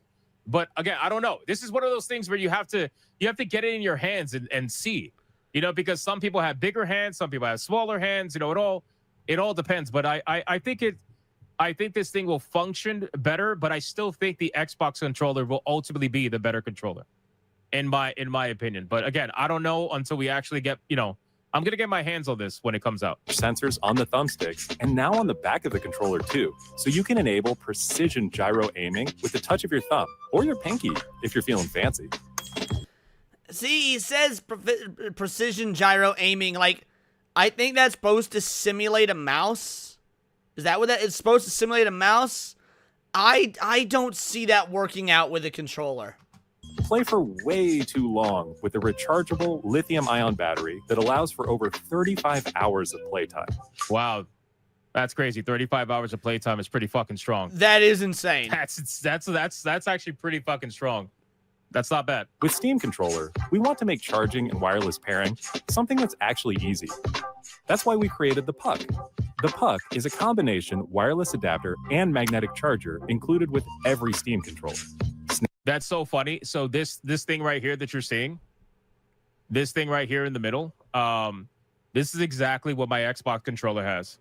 So my Xbox controller, I have a Walking Pebble's asking if I think this will make Xbox reconsider their next release console. No, I don't. And here's why. I've been saying for ages now that the next Xbox console will be their last one. And that was way before any of this. Way before the Steam. I've been saying for like a year now that Xbox's next console will be their last one. I don't think this has anything to do with it. I think Xbox saw the writing on the wall ages ago. I mean, might be the nail in the coffin, but their next console was already going to be their last one anyway. And as far as 500 to 550, you're crazy, Netflix for this thing's going to be like 700 to 1,000. 700 to 1,000. We're talking this is a mid-range PC. Turtle Beach Stealth series. What is it called? Stealth Ultra. I have a Turtle Beach Xbox Stealth Ultra controller. It's one of my favorites too, Molly. It Molly. has the same exact kind of like a dock with the wireless dongle on the dock itself. So it looks like Steam is just basically doing the same thing. Although this looks a lot smaller than the one that I have. Snap it on to charge. Once you're charged up, snap it off again. You can play over Bluetooth. Mine literally does the same exact thing. Or a wired connection too. The new Steam controller works with any device running Steam or Steam Link, whether it's a PC, Mac, handheld, smartphone, Steam Deck, or the new Steam machine. Oh, so you can use this. You can use this with a smartphone too. That's awesome. So I think the seller here is going to be being able to use it on pretty much anything. I think that's gonna be good. Also, too, I worry that it's gonna feel cheap. I don't know why. I know they use the matte black, which is fine, whatever, not a big deal. But when you use the matte black, sometimes like the plastic looks cheap. So I don't know if it's gonna feel cheap. I hope not. Oh, this is the new Steam machine.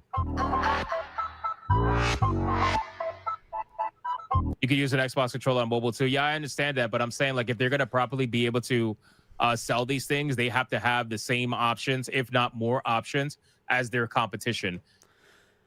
So looking at this right now, I get it, but it's also depressing. Look how many USB ports there are. Look how many USB ports. 2. Remember the Dreamcast had 4. The Xbox had 4. And the GameCube had 4. And the Wii had 4. Man, couch co-op is truly dead. Couch co-op is truly dead. Like, look, man. This is going to go in your living room, right? This is going to go in your living room. Hypothetically, you can get 4 people around there hanging out, gaming. It's got more on the side? Okay. Okay, it's got more on the side, more on the back. Okay, fair enough. Fair enough. Maybe I'm jumping the gun. So the fact that you can actually use it on a smartphone is a plus because, well, other controllers can be used, you know? This is what I'm most interested in.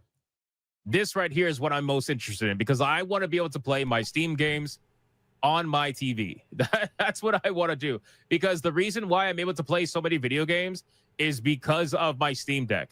I'm able to use my Steam Deck occasionally in different places, mostly in bed. I'm able to use it quite often and get some extra gaming time in. So this would be useful if I'm at the TV, and even though I really don't watch TV these days, but still, it would be pretty cool to be able to have it. Yeah, no, that aspect I agree with. Like, look, I'm already at my PC all day, every day because, you know, I'm doing this. If I'm not streaming, I'm making a video. If I'm not making a video, I'm editing or I'm making thumbnails or I'm doing research for videos, whatever it may be. I'm always at my PC. Once I lay down and go to bed, it's pretty much fucking time for bed.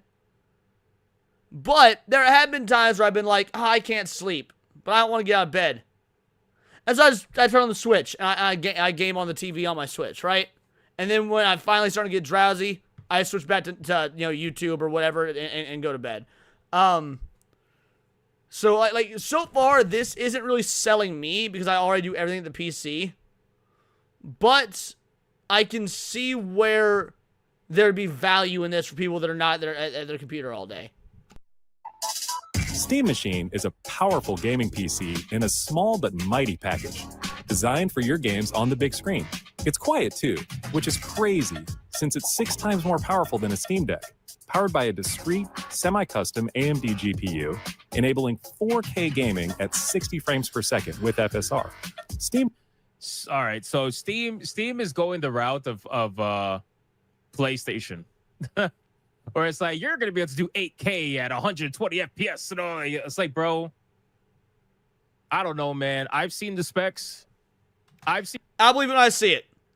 Every single console, I say every single, all the most recent consoles have touted 4K, 60 FPS. How many games you get that are still locked at 30 on release, right?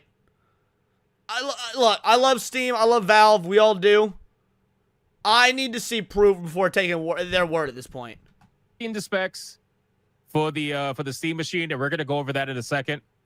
But these claims about 4K at 60, it is obviously upscaled. Like it's not. They're not talking about native 4K or anything like that. They're talking about upscaled 4K with FSR, which is basically like fake frames. Fake frames. It's the same thing as DLSS, right? Same exact thing with FSR. That's why you gotta pay very close attention to the words that they say because they say it very quickly. But with FSR is frame generation and upscaling. So Machine runs SteamOS, made for a bigger screen, built for gaming in your living room, your office, or wherever you play, with the rest of your PC accessories. Steam Machine borrows some great features from Steam Deck, like lightning-fast sleep and wake, an SD card slot to easily expand your storage, and brings some new tricks of its own, like a customizable LED strip, which can show different system functionalities, or your own light show. Steam Machine... I hate little demeaning things like that. Who cares? I don't give a fuck. Oh, the bar is red, and that means that the game I'm playing is a hard. The game is blue, so that means I'm playing. Shit like that just doesn't matter to me. I'm never gonna look to what color is the console showing to dictate what. No, I know what I'm doing already because I'm doing it. That shit's dumb, and it's not just a Steam thing or a Valve thing. PlayStation did that gimmick with its controllers, the PS4. Like, I just don't fucking care. Is a PC, so run whatever software you want, and it works with all your favorite desktop and gaming accessories. Steam Machine is designed to work hand in hand with the Steam controller, with the low latency, wireless connectivity of the Steam controller puck built right in. And it's great for streaming your games to your phone, tablet, laptop, Steam Deck, or Steam Frame. Oh! Yeah, so I know upscale, I get it. God.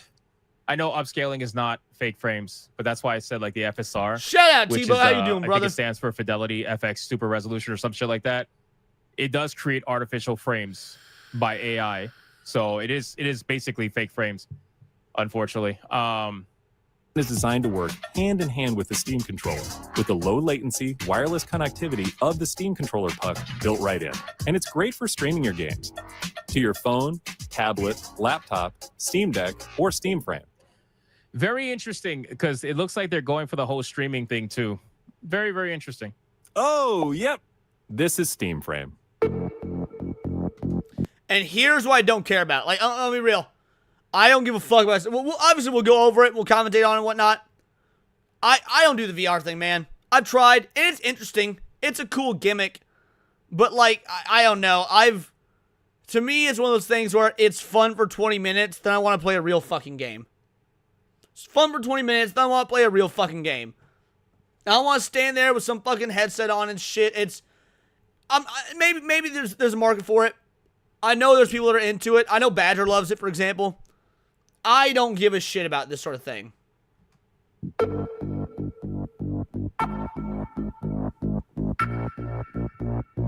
Steam Frame is Valve's next generation VR hardware. I will say, this does look way more comfortable and ergonomic than like an Oculus or something. As far as just being a headset goes and it fitting on people's heads, looking like it like conforms nicely to the facial structure, I will say this looks comfortable, which I can't say for nearly any VR headset I've ever used. So there is a win there, assuming that it actually functions the way it looks like it functions. Stream all your Steam games, VR and non-VR alike, in this comfortable, lightweight, wireless VR headset. Why would you stream a non-VR game? I don't get that. Why would you play a non-VR game in a setup like this? It doesn't make any sense to me. We've got giant ass fucking TVs or regular computer monitors or whatever. That just seems unnecessary.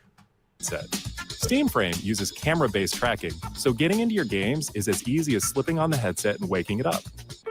Steam Frame controllers, included with the headset, are designed with all the inputs you need for your VR titles, like motion controls and capacitive tracking for... The only VR game that I've ever wanted to play was Half-Life Alyx. That's the only one I ever wanted to play. Like, I have zero interest in this, but I understand it's not just VR games that it could play.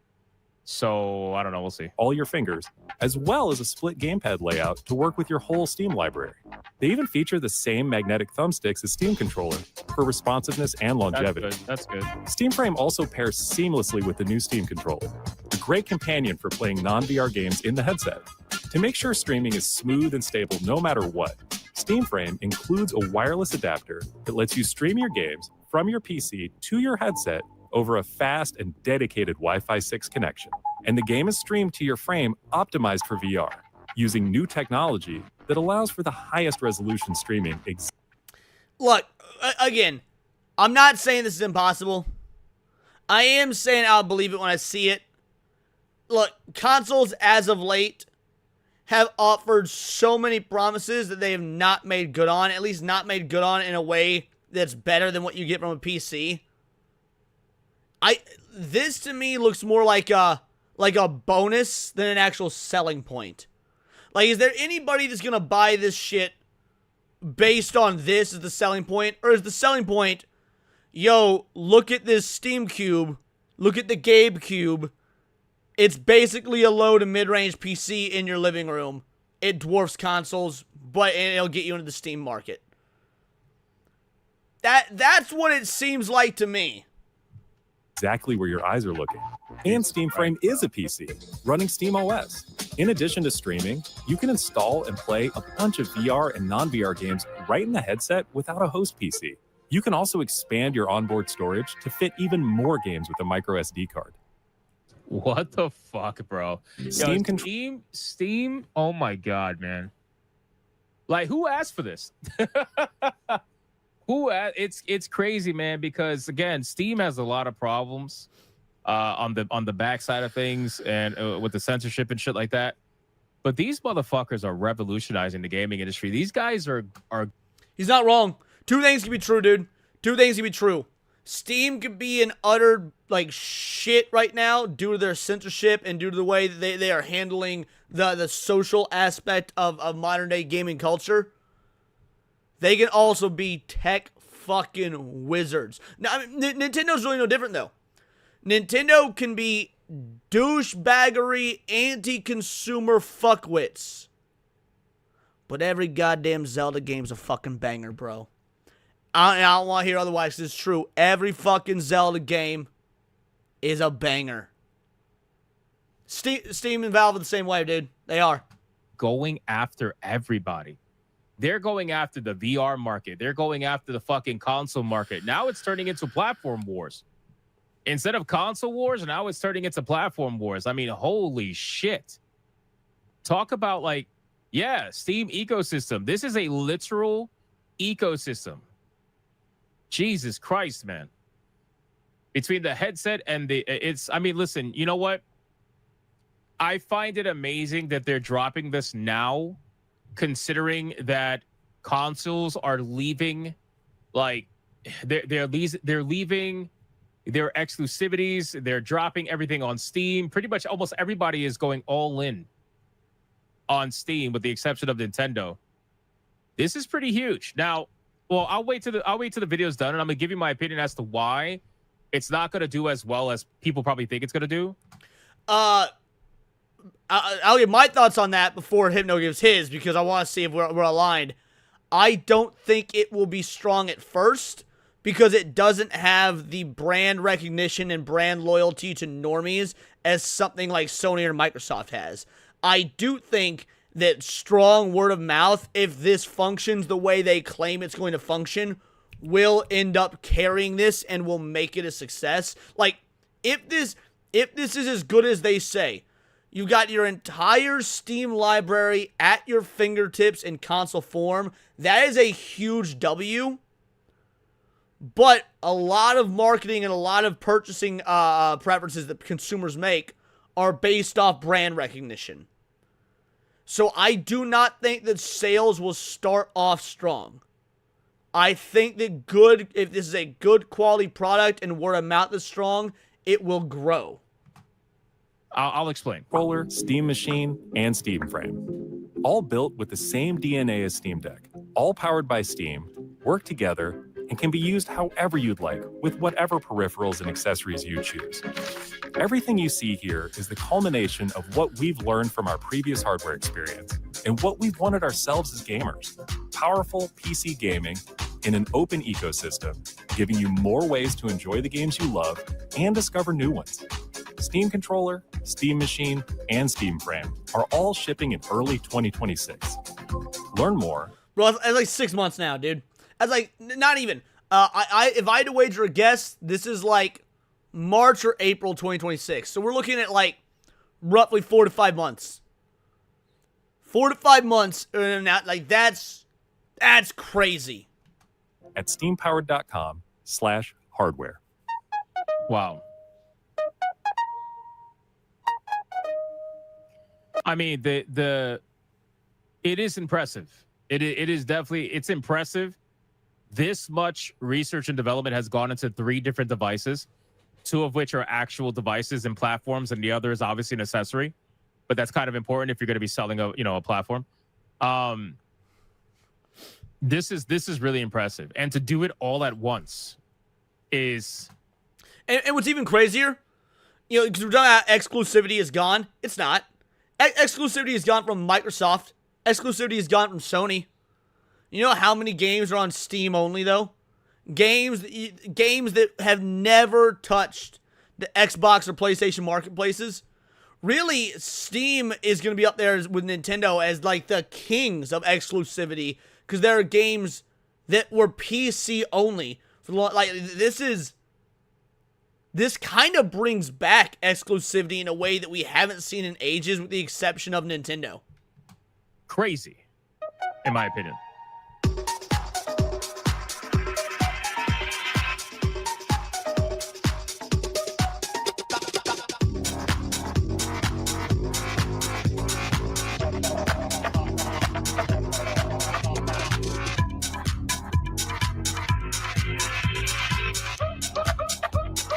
Just look at that lineup, bro. Oh my God. Just look at that lineup. Man, the sleek design of the GameCube, it is sexy. I'll be real. I'm annoyed that it's basically a GameCube ripoff. It is. It's a GameCube ripoff.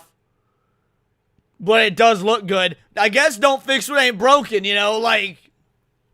Oh my God. This is them coming out and telling everybody that they're here to play. Now, here's the problem. Okay, so here's the problem, right?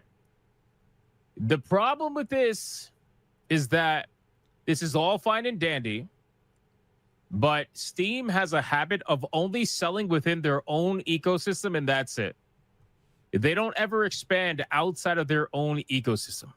Hypno's correct. This is kind of make or break. Will they be able to finally overcome that? And that, I believe, is going to be the biggest problem, right? The Steam Deck has sold about 4 million units as of the beginning of this year, which is a lot of units. Don't get me wrong. That's 4 million units. Right. That's a lot of units. However, how many units has Switch 2 sold? 10.36 million as of September 30th. Switch 2, look, I get a lot of y'all are Nintendo haters, and I understand, and that's fair. I ain't gonna knock people for being a Nintendo hater. It has demolished the Steam Deck. The Switch 2 demolished the Steam Deck. Okay? How is the GameCube gonna fare? That's what I'm saying. You're gonna have to do real good marketing for this. But in comparison to the other players, it's not even close. It's not even close, right? So the question becomes, do they stay in their niche and do they only sell to their own client base, right? Because they have, what was the concurrent numbers? They had 43 million concurrent users on Steam at any one given time. There's a lot of people that are going to buy this shit.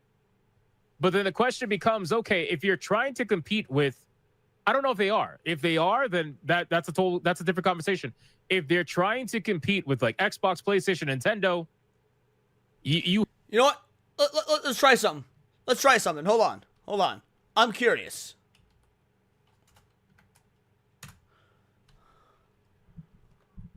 Have we seen a rise in gamers moving from console to PC, and if so, at what rate? Because I mean, in my opinion, it's been my experience that yes, people are moving to PC more and more. There are signs gaming populations' platform habits are shifting. The data does not present a clear, large-scale mass migration from console to PC. Below is a breakdown of what research does show, what it doesn't, and how to interpret it. According to the source, the number of low-end GAS PC gamers, games as a service on PC, rose from 1.3 billion in 2008 to 1.8 billion in 2024. It's really not. It's almost a doubling. Almost a double in 16 years. In 2024, one study shows PC gaming revenue grew 4%, while console gaming revenue declined 1% globally. Surveys indicate the U.S., 40% of players report gaming on PC, 50% on console with overlaps. To be fair, I'd be one of those overlaps. I do all my gaming on PC, except Nintendo. I still buy Nintendo consoles. Have not bought a Switch 2 yet. I'm not going to until they've got a new Zelda game out that's worth it. But anyway, but yeah, so there's the overlap there. Many more developers supporting PC. 65% of game developers are in one survey are working on PC titles.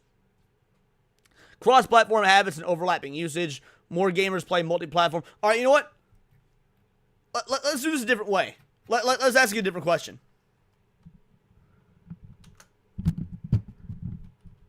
Have we seen an increase in individuals?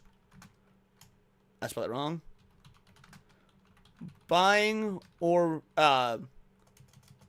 building or buying their own pre-built gaming PCs.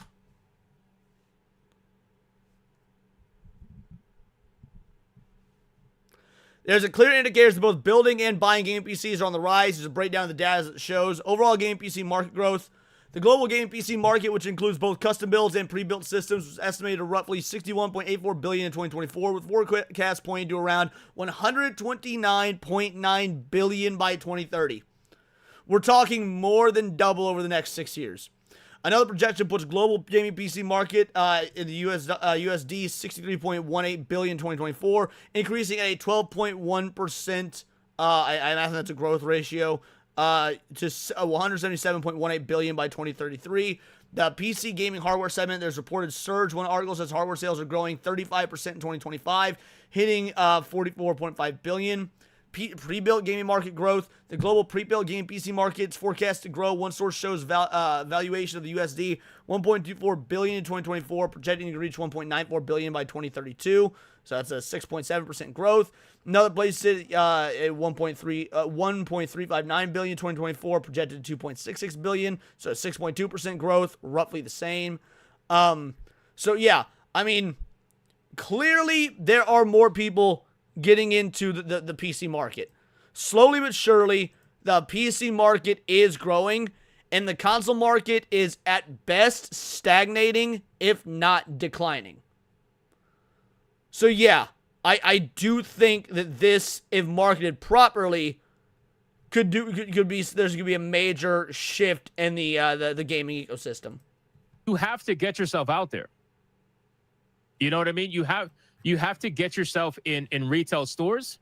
You have to market. Like, I haven't seen a Steam commercial anywhere, right? None of you guys have ever seen a Steam commercial outside of Steam themselves. You know? Now, I know that's part of the meme. That's part of the meme, right? Where they're like, oh, you know, Steam does nothing and wins. Yeah, I get that. But this is a lot of investment. This is a lot of systems. They're going after multiple markets. So then, are you going to try to compete, or are you just worried about your own? Which, listen, Valve has all the fucking money in the world. They have all the money in the world. If they wanted to sell this just to their player base as they continue to grow every single day, because they do. Valve grows every day. So if they just want to sell to their own player base and spend zero on marketing, because they really don't spend anything on marketing, then they can do that. Or are they going to go for the big guys and start competing in retail stores, at least with the Steam box? Maybe not with the headset, but maybe like the Steam box, maybe? You know what I mean? I don't know. It's an interesting dynamic going. Yeah, imagine next Christmas. Not this coming Christmas, but next Christmas. By next Christmas, this shit'll be out, right? Next Christmas, parents rolling around, trying to find stuff for their kids for Christmas. They go to GameStop, and you got this nice, sleek, shiny, new fucking console at the GameStop, right? Because I get it. GameStop sucks. You know, people don't use GameStop anymore, whatever. Yeah, they do. Parents still go to GameStop. Parents still buy their kids shit from GameStop and whatnot. You're going to see this in Walmart. You're going to see it in GameStop. You're going to see this at Target. Yeah, I think this is going to be huge. On here, in for that sure. regard.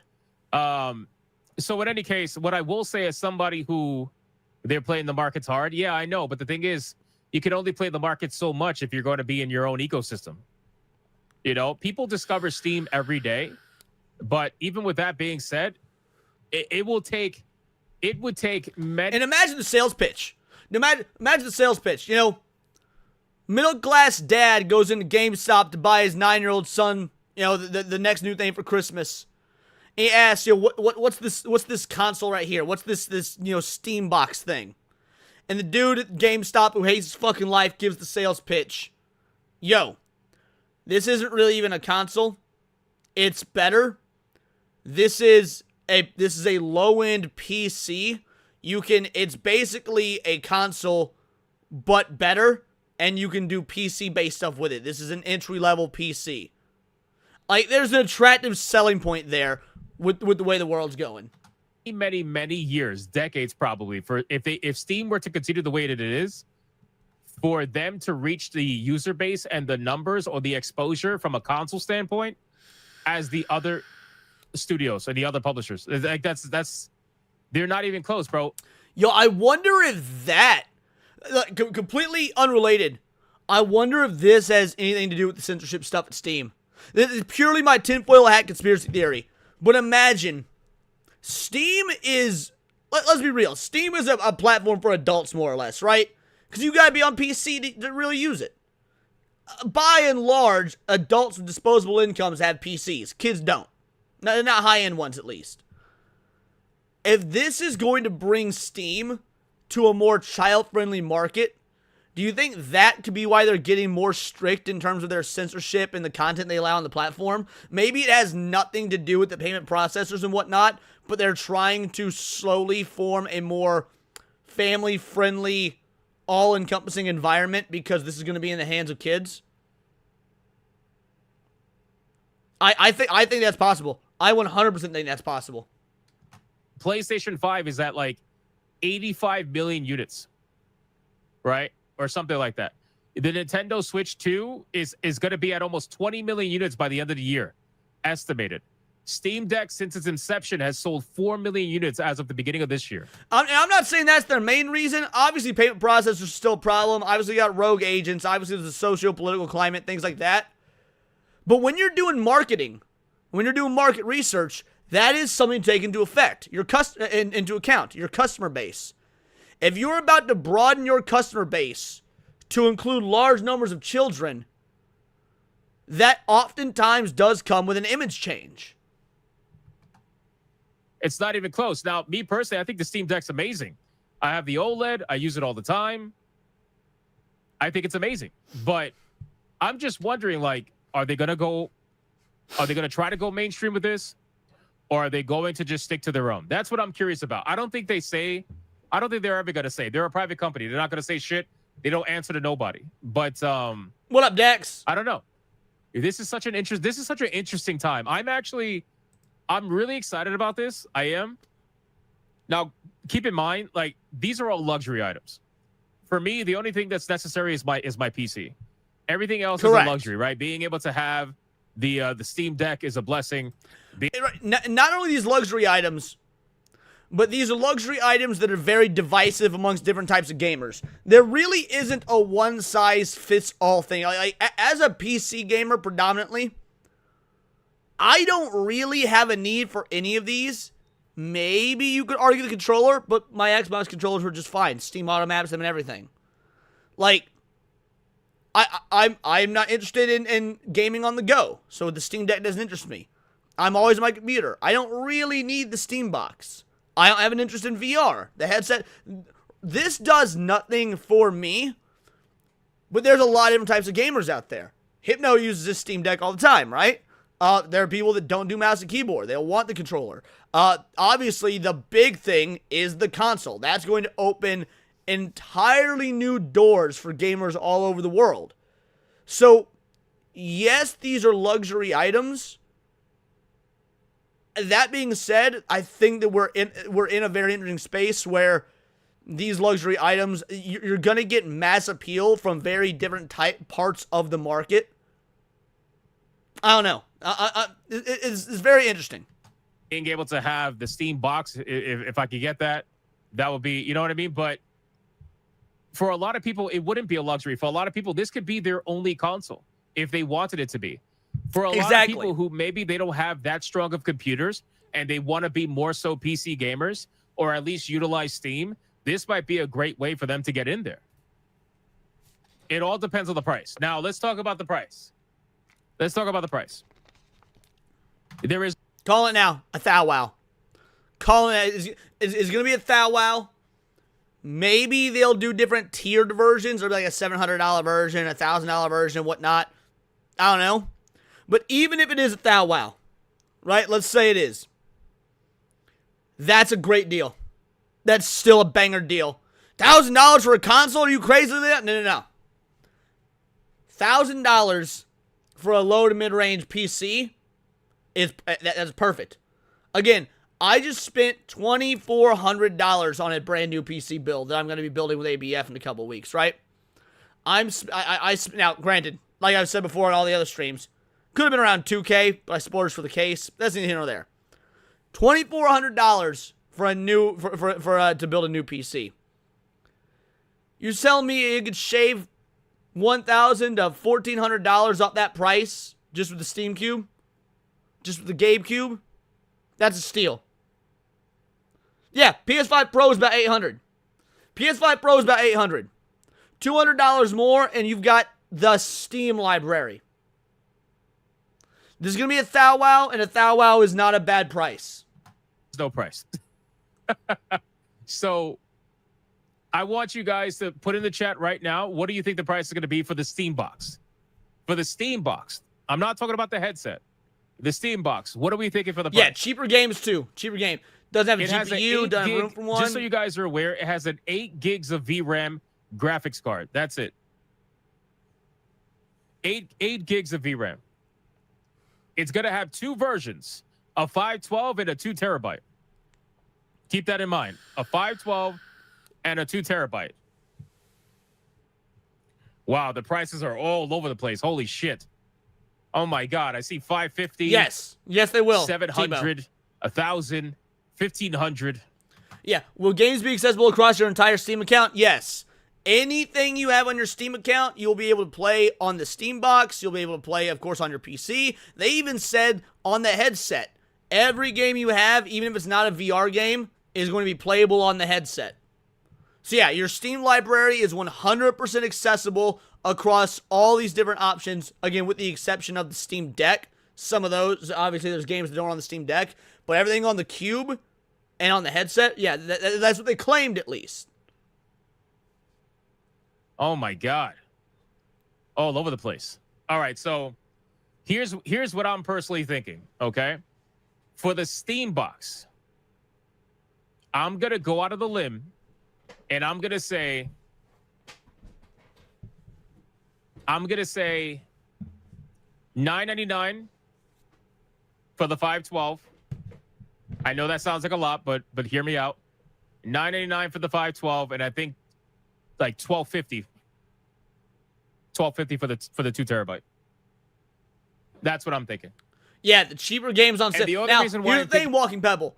That's another thing Steam needs to market. If you already use Steam, then you know how bananas good their sales are. If you use Steam, you know how bananas good their sales are. But you're trying to attract console gamers. You're trying to get people off consoles and onto your new Steam box. They need to know how much cheaper actual games are on your device. No more, oh, it's 20% off of its $70 price tag. Nah, dude. It's 70% off of its $70 price tag. Like console gamers that don't understand the Steam ecosystem, they need to be taught what it's like being a gamer on a budget when you play Steam. Dude, when the summer sale rolls around, when the winter sale rolls around, all this shit, your boy gets lit with games. Bro, for the price of one $70 game, your boy packs in 5 to 10 fucking banger games. Like, it cannot be undersold how much Steam needs to market the fuck out of the fact that they are, like, they kill it with the sales. That is because it's 6 times more powerful than the Steam Deck, right? And the Steam Deck, my OLED Steam Deck, was very expensive. So that's why, and I think you could upgrade the Steam box too. I think you could put in your own SD cards. Correct me if I'm wrong. But I'm thinking it's going to be $9.99. The 1 terabyte OLED Steam Deck is only $650, bro. Only $650. $650 is pretty fucking expensive, bro. $650 is not cheap. Yeah, dude. That plus tax. $650 for a handheld is bananas. Now, is it worth it? Maybe. I don't have one because I don't care. Like, Cassie loves hers. Atreus loves his. Hypno loves his. Maybe that $650 is worth it. But you can't say only $650. $650 for a handheld is banoodly. You're over $700. You know? And that's 1 terabyte. So if you get a 512 system that is 6 times more powerful than the Steam Deck, that's gotta be like $9.99, bro. I really do believe that's gonna be $9.99. I think Hypno's correct. So I don't know. We'll see. Obviously, we don't know because, again, the prices are not out for a reason, by the way. The prices are not out for a reason. So now, okay, we got the Steam box. What about the headset? What about the headset? That's where I'm lost. If they sell all this together as a bundle, I think you're looking like 17 hundo. I do. I think you're looking like 17 hundo. Yeah, 1,700. Maybe I'm overshooting, but I think the box alone gonna be a thou wow. All right, I say if you're looking at this as a bundle, Maybe 15. I forgot. The Steam Deck's not part of the bundle. It would just be the headset, the controller. So you get the Steam box, the headset, the controller. 15 maybe. 15. I don't know where the headset's going to be, but all I know is the current headset for Valve was really expensive. So what do you guys think the headset's going to be? It ain't 2K? Because I think maybe the 2K. Entire what do you call it? The headset, with the Steam Deck, you know what? 2K sounds about right. With the Hold Steam on, Deck, let me find out. Yeah, with the What Steam the fuck Deck, was 2K the name of sounds the about other right. headset? The Valve Index, right? The Valve Index, right? So Valve Index headset was by itself $499, right? But as a total, it was $1,000 for a whole set. Plus, it included Half-Life Alyx. So here, look, I'll show you. Look at this. So the Valve Index VR kit with the 2 controllers. I have no idea, Netflix foreign. I have no idea. Was $1,000, everything all together as a set. Now the headset by itself was $499. So keep in mind that this one required a PC, but now this new one is going to be its own PC. So now that you know all of that, what do you think the price of the game, price of the system is going to be? Because the headset is its own PC now. So think about that. What do you think it's going to be now?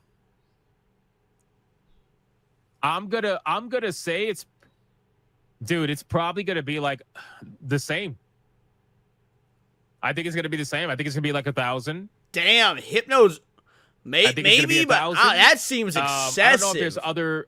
It said that you could put in your own SD cards for the headset. So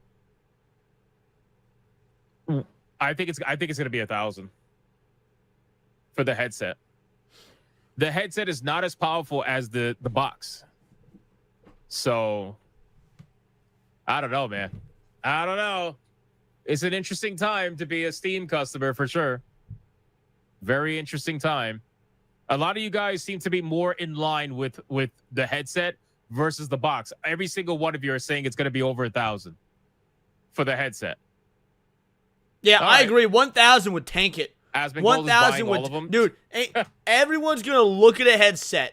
It doesn't matter how great it actually is. So much of selling a product is optics, right? So much of selling a product is optics. People just see this little fucking screen that you put on your fucking noggin, and they see a thou wow. Doesn't matter how good it actually even is. Nah, they won't do it. They would not do it. Here's the dealio. You're probably going to have to sell the headset at a loss. You're probably going to have to sell the headset at a loss and then offset that loss with all the other shit that you sell in terms of like the games and stuff. You could sell the box at profit. You could sell the box at profit. And by the way, most consoles don't do that. Most consoles are sold at a loss. And then it's offset by the games that people buy. PS5 is sold at a loss. And it's, several $100s. You're going to have to sell the headset at a loss because people are going to look at it and it's a gimmick. All right? The Steam Cube is not a gimmick. The Steam Cube is a legit contender in the console game. The headset's a fucking gimmick. Well, I'm not a millionaire like Asmongold, but I will be buying the box and I will be buying the controller.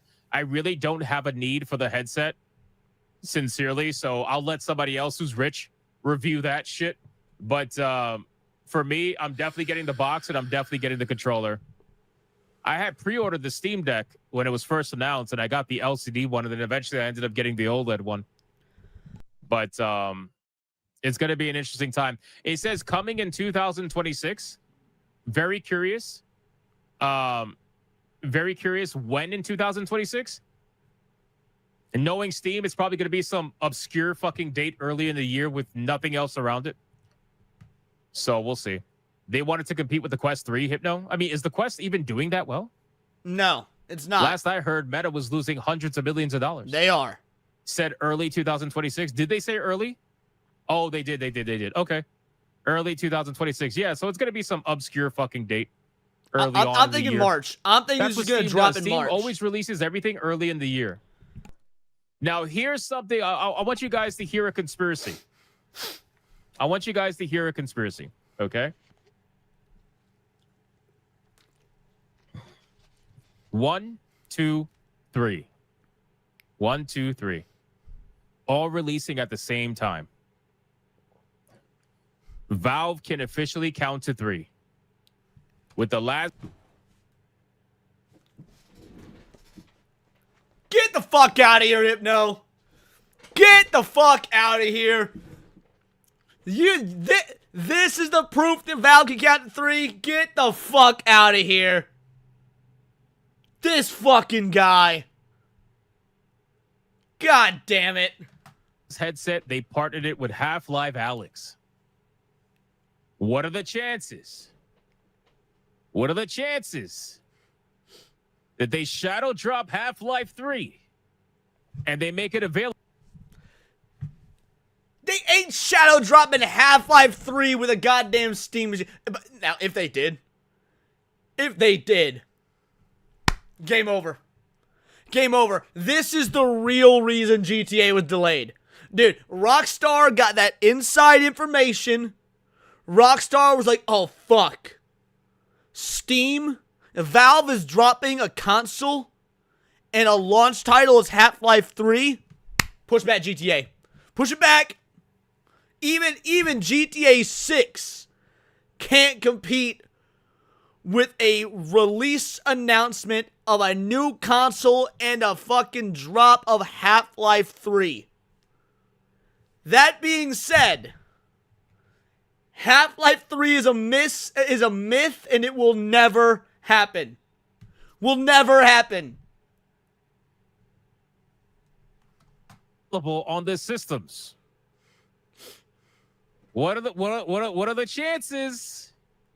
Hypno is coping so I'm just hard. kidding. I'm fucking coping. Hypno, Bro. Come on, okay, bro, he I'm admits coping. it. He admits it. You are coping and seething. You just can't accept what you're seeing.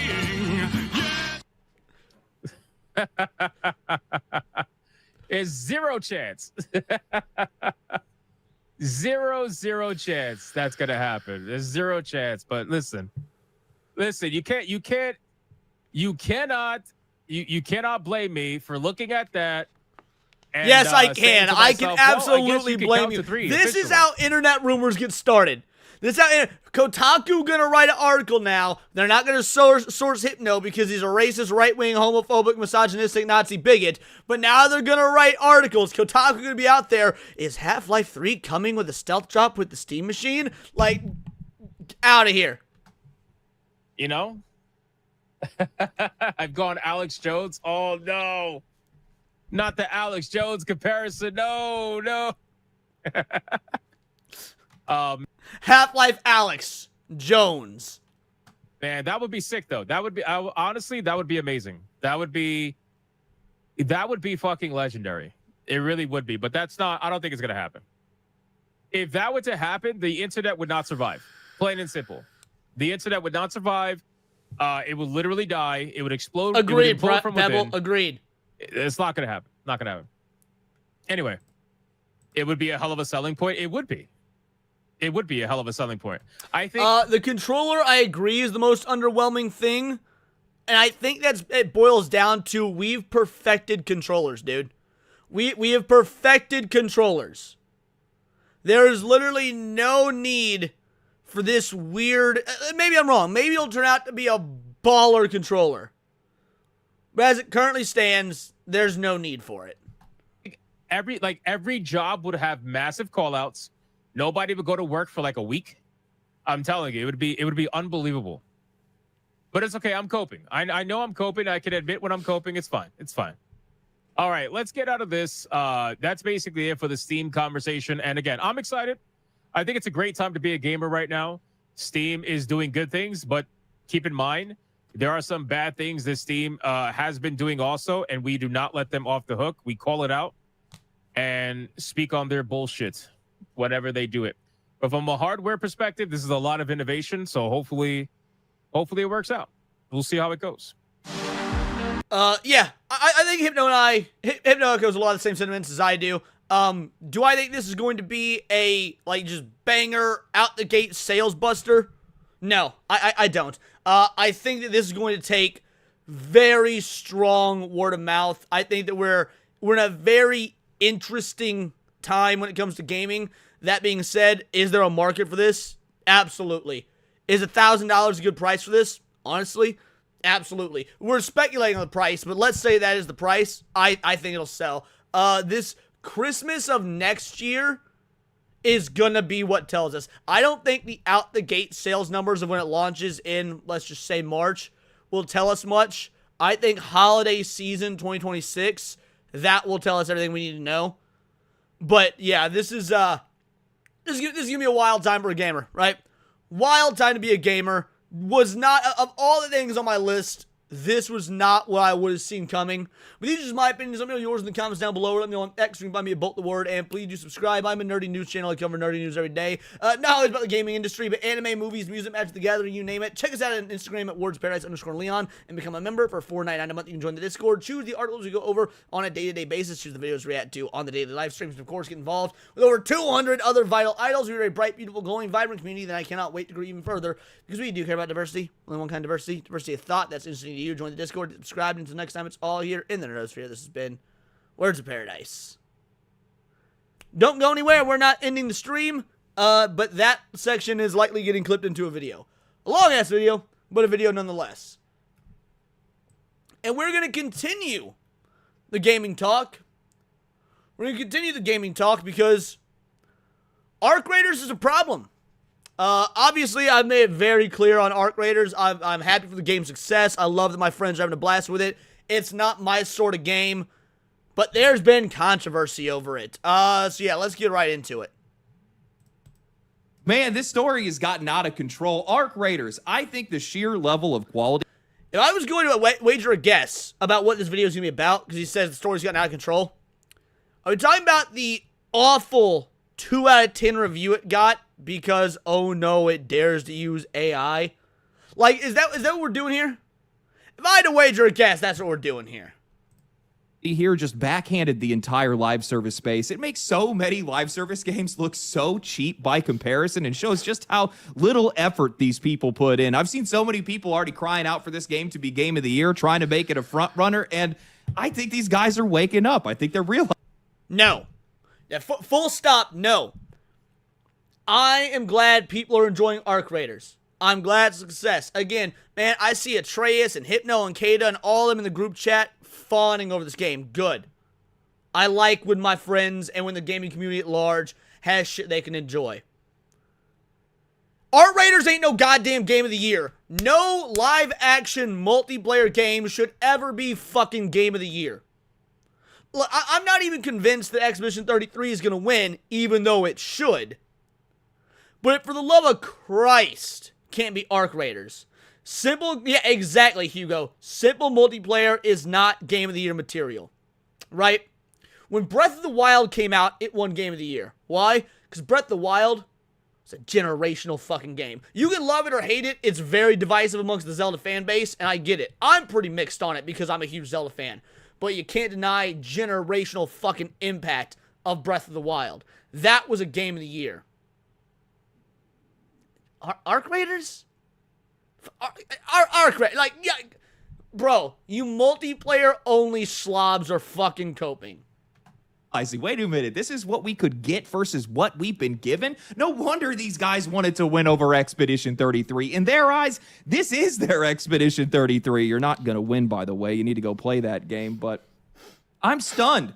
Both literally by wasps in the game, but also figuratively by just how insane of an experience they've delivered and the kind of game that they've made here. Permanent battle passes, earnable in-game currency. It has this perfect blend of hardcore and casual. They mix the best parts of Helldivers 2 and Escape from Tarkov. The way this game plays, the way it looks, the way it sounds, the way it performs. You're always bouncing between whether you can trust someone or no one at all, and you just can't put this game down. But a game this good, somebody's got to find something wrong with it. And of course, games media is out here and they're on the case. And it is So someone's gonna find something wrong with it. It is gonna be over that dumbass article. Let's go, because I was gonna do a video on this article anyway. Whatever, if Legendary Drops decides to talk about it and I can just react to it, makes my job way easier. They have a problem with the fact that this game uses generative AI, even though the Cope, who gives a fuck? Sorry, journos. I know you're a bit upsetty spaghetti because the AI is taking your gerbs. You weren't particularly good at writing anyway. Sorry, how's all the mass layoffs going at, Kotaku and Polygon and Eurogamer and The Gamer and Game Rant and insert everything? You're all getting replaced by AI. Why? Because you're fucking hack journalists. AI, whether you like it or not, is the future, so you may as well embrace it and figure out how to work alongside it rather than thinking you can beat it, because you can't. generative AI that they use was voice actors that they paid to be able to use them for the... But that doesn't really matter to these guys. No, instead, what they're doing is they're leveraging their influence over the industry, trying to make these developers submit to their moral standards. So today what we're going to do is we're going to talk about the monumental success of Arc Raiders to the absolute horror of games media. We're going to talk about my experience playing the game and what I think this game is going to do to the live service space. Man, what a game. But before that, a word from today's sponsor. As you guys might know, I've been hitting the gym 6 months in and not a day wasted, and I wouldn't have been able to do it without today's sponsor, Raycon. I use these every single... All right, you guys know the deal. You know the dealio. You know the drill. We let the ad reads play out. If we're going to steal their content, we may as well at least give them the ad read. Single day when I go to the gym, and they're one of the very few earbuds that actually fit in my ears and don't fall out mid-workout. They've got active noise cancellation so I can zone in, or awareness mode so when I'm outside I can actually hear what's... This fucking guy. I respect Legendary Drops, but how are you going to be working out at Planet Fitness? Yo, that's weak sauce, bro. Going on around me, multi-point connectivity to make it easier to swap out between my phone and my laptop without missing a beat. Battery life 30... Yeah, dude, Legendary Slot, I strip, which is funny because I've only ever seen a couple of videos by him. I like the guy fine, but Legendary Slot was a pretty good accidental Freudian slip there. 2 hours with the case. Quick charge, 10 minutes will give you 90 minutes of playtime, and I've got mine in the Purple Clouds case, showing off my more sensitive side. Raycon's quality rivals big audio brands, but at half the price. Over 3 million people are already in love with them, and with a 30-day happiness guarantee, there's no risk in trying them out. So if you're looking for a fresh start, or maybe looking for gifts for this holiday season, go to buyraycon.com and use my code Legendary. I would love to have a conversation with him. Again, I've only seen a handful of his videos. I've only recently gotten into to his content. So, yeah, I would love to have a conversation with him, but I know nothing about him beyond the videos I've watched where he's usually had some pretty good takes. Drops at checkout to get 30% off site-wide for their Black Friday and Cyber Monday sale. Man, this game's success is just crazy to me. Arc Raiders, developed by Embark Studios, a team of around 400 developers with only about 80 of them actually dedicated to working on the game, launched to a peak of over 350,000 concurrent players on Steam in its first week. And since then, the game has only continued to grow. I did not think it would do those numbers, by the way. I didn't think the game would flop. I didn't think the game would flop by any means. I didn't think it would be those kind of numbers, because let's be real. The marketing for Arc Raiders was super fucking generic. Like, it was. And frankly, most of the player base that I've seen are also pretty fucking generic. But that's normies, so that's fine. That's A-okay. I ain't knocking it for that. There was nothing about Arc Raiders as it was marketed before coming out that made me think, wow, this is a must-play. It's now reached a new peak of over 460,000 players. According to Analea Analytics, it's already sold over 2.5 million copies, hit over 1 million daily active users, and generated more than $100 million in revenue. It is the highest rated multiplayer shooter of all time on OpenCritic. Oh, wait, no, it was the highest rated multiplayer shooter of all time until Eurogamer decided to tank it with a 4 out of 10, purely because the game uses AI-generated voiceovers. That single review... And this is why these reviewers are fucking worthless. Like first of all, let's say that there's some actual criticism there. But let's say for whatever reason, there was legitimate criticism behind AI voicing, which, by the way, the voice actors were paid for and were compensated for, but that's neither here nor there. Let's say there's legitimate criticism behind that. Is that enough to knock a game down 3 stars? You could maybe make an argument for 1 star. You can maybe make an argument, hey, this would be a 5-star game, but because of the generative AI, we're knocking it down to 4. All right. For it to lose 3 stars for this one minuscule issue that really isn't even an issue, by the way, is delusional levels of cope. Drop their score from a 94 to an 88 overnight, complete with a line that reads, for ARC Raiders to ride the wave of human sociability all the way to the bank while also being so contemptuous of the thing that makes us social animals in its own workflow demonstrates a lack of artistic integrity that I find impossible to ignore. The pseudo-intellectualism in this sorry excuse for a review is mind-blowing. Like, first of all, to ride the wave of human sociability, all that, we're not being so. We're still stuck in our goddamn bedrooms and in our basements, shit, with the lights turned off, talking into fucking microphones, okay? You want sociability, go to the fucking library, go to the bar, go to the park, some sort of local gathering spot. That's sociability. This is still just fucking nerds who are antisocial by nature, 9 times out of 10, playing fucking video games. Man, I bet this guy is great at parties. Guys, I am so sick of this performative moralism. Every single time a game uses AI, these people act like it's a moral emergency. We're talking about NPCs with a few throwaway lines of dialogue that don't affect the game in a meaningful way. And on top of that, these voices came from real actors. Embark actually paid voice talent to train their model. Actual professionals were compensated for their work, but Eurogamer conveniently just glossed over that part because acknowledging it would ruin their little outrage narrative. Now, I'm going to pose a little moral quandary for these people. The text-to-speech model that they hate so much in ARC Raiders is for accessibility and inclusivity, allowing Homie coming with the receipts. These are the same fucking fake gamers that praised arachnophobia mode. Oh, you're afraid of spiders? Well, you can turn them off now. Like, accessibility is important. If you don't agree with it, you're an ableist. So, this is accessibility. Is there a problem? It's fucking AI! Y'all realize that the NPCs that you fight in video games are effectively AI. Players to modulate their voices if they don't feel comfortable using their own voice. So, do you hate AI or do you hate inclusivity, Eurogamer?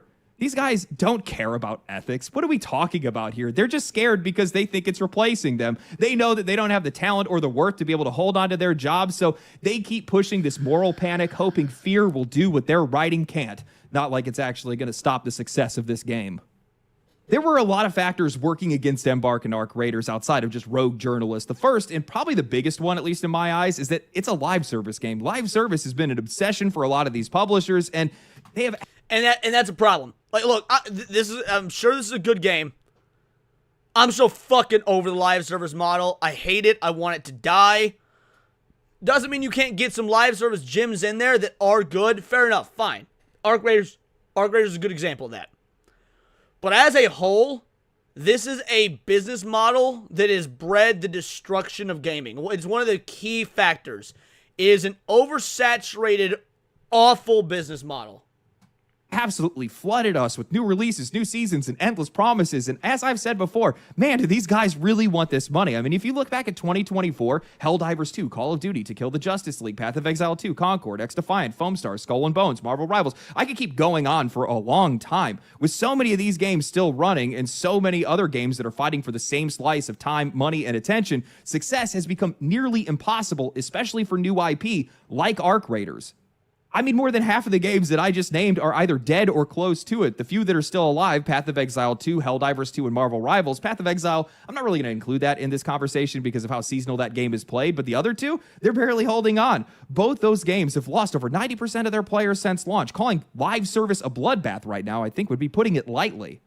And I think Embark knows that better than anyone. Their last project, The Finals, was a fantastic game. It hit 10 million players the first 2 weeks, but it just never caught on after that. Eventually, it just vanished from the charts entirely. Today, it averages at around 11,000 concurrent players on Steam, but I guess that didn't stop them from trying again. And man, did they ever try again. I think that Arc Raiders, top to bottom, might be the highest quality multiplayer shooter. Hell, maybe even the highest quality multiplayer game that I have played in recent memory. Strong words, I know, but man, this game is just so carefully crafted that you end up just getting completely lost in it. You don't even realize how all of these small details, all the mechanics and textures all come together to show just how soulful this game is. Arc Raiders, man, this game is alive, and it's alive in so many ways, from the gameplay to the environments to the player interactions, and I think it all starts with how this game actually feels to play. From the minute that I stepped into this game's world... I'll give it credit, like, dude, okay, because I'm not trying to be a hater. I can only say so many times, I am glad for the game's success, and I'm glad that my friends are having fun playing this game. It's just not a game for me. But even objectively, I can watch this gameplay objectively, as somebody who knows this would not be a game I would play. I don't like these kinds of games. And it looks smooth as butter. Like, it looks like it controls and plays very well, which is a very nice change of pace, considering the broken, dead-on-arrival, busted games on release date that have become the norm in the gaming industry. I was paralyzed. I caught myself just panning the camera around, taking everything in. It's like the Ghost of Tsushima of multiplayer games. The way the wind blows through the tree. Notice how he says Ghost of Tsushima and not Ghost of Yote. The dust kicks up, the lighting and shadows just breathe across the environment, then you start moving and the controls feel so fluid, so natural that you just forget that you're even controlling the game. I was just stunned by this game the entire time. It's just so stunning to look at. You can't help but just stop and absorb everything that's in front of you. And personally, I'm really in love with the style here. This 70s sci-fi aesthetic, this is what Concord tried to pull off, but absolutely failed to. Now, once the visuals and controls finally settled in for me, the next thing that floored me, this probably floored a lot of other players, is this game's sound design. It is ridiculous how good this is. You can hear literally everything. The texture of the ground under your feet, the echo of your steps off of walls. You know, it's kind of amazing, because I've been a big, like, anti-Unreal Engine 5 kind of dude, and I know there's been great games that have been made with Unreal Engine 5, but 9 times out of 10, you get generic slop. This is a game that shows that you can actually put, some originality into Unreal Engine 5. The splashes of puddles, the crunch of sand, the metallic clang of you climbing up a ladder, even how sound will scatter through tunnels and alleys. It's constantly messing with your sense of space. Half the time you can't tell if that noise is from you or from someone else, so you got to stop and listen. I am convinced that this game's sound design is the secret sauce here. Extraction shooters are naturally tense. It's you versus the world. Every single raid is carrying the risk of you losing hours of progress to one single mistake. So situational awareness becomes survival in these games. You're always listening for arc enemies, for the whine of an extraction elevator, for footsteps that are closing in. Games like this demand your attention, but Arc Raiders, man, does it reward it. The sound design here doesn't just help you, it traps you in this game. Every echo, every crunch, every whisper of movement just pulls you in deeper. Exactly. And once you're in, man, this game is... I can appreciate this game while knowing I wouldn't have fun with it. That's exactly where I'm at with it.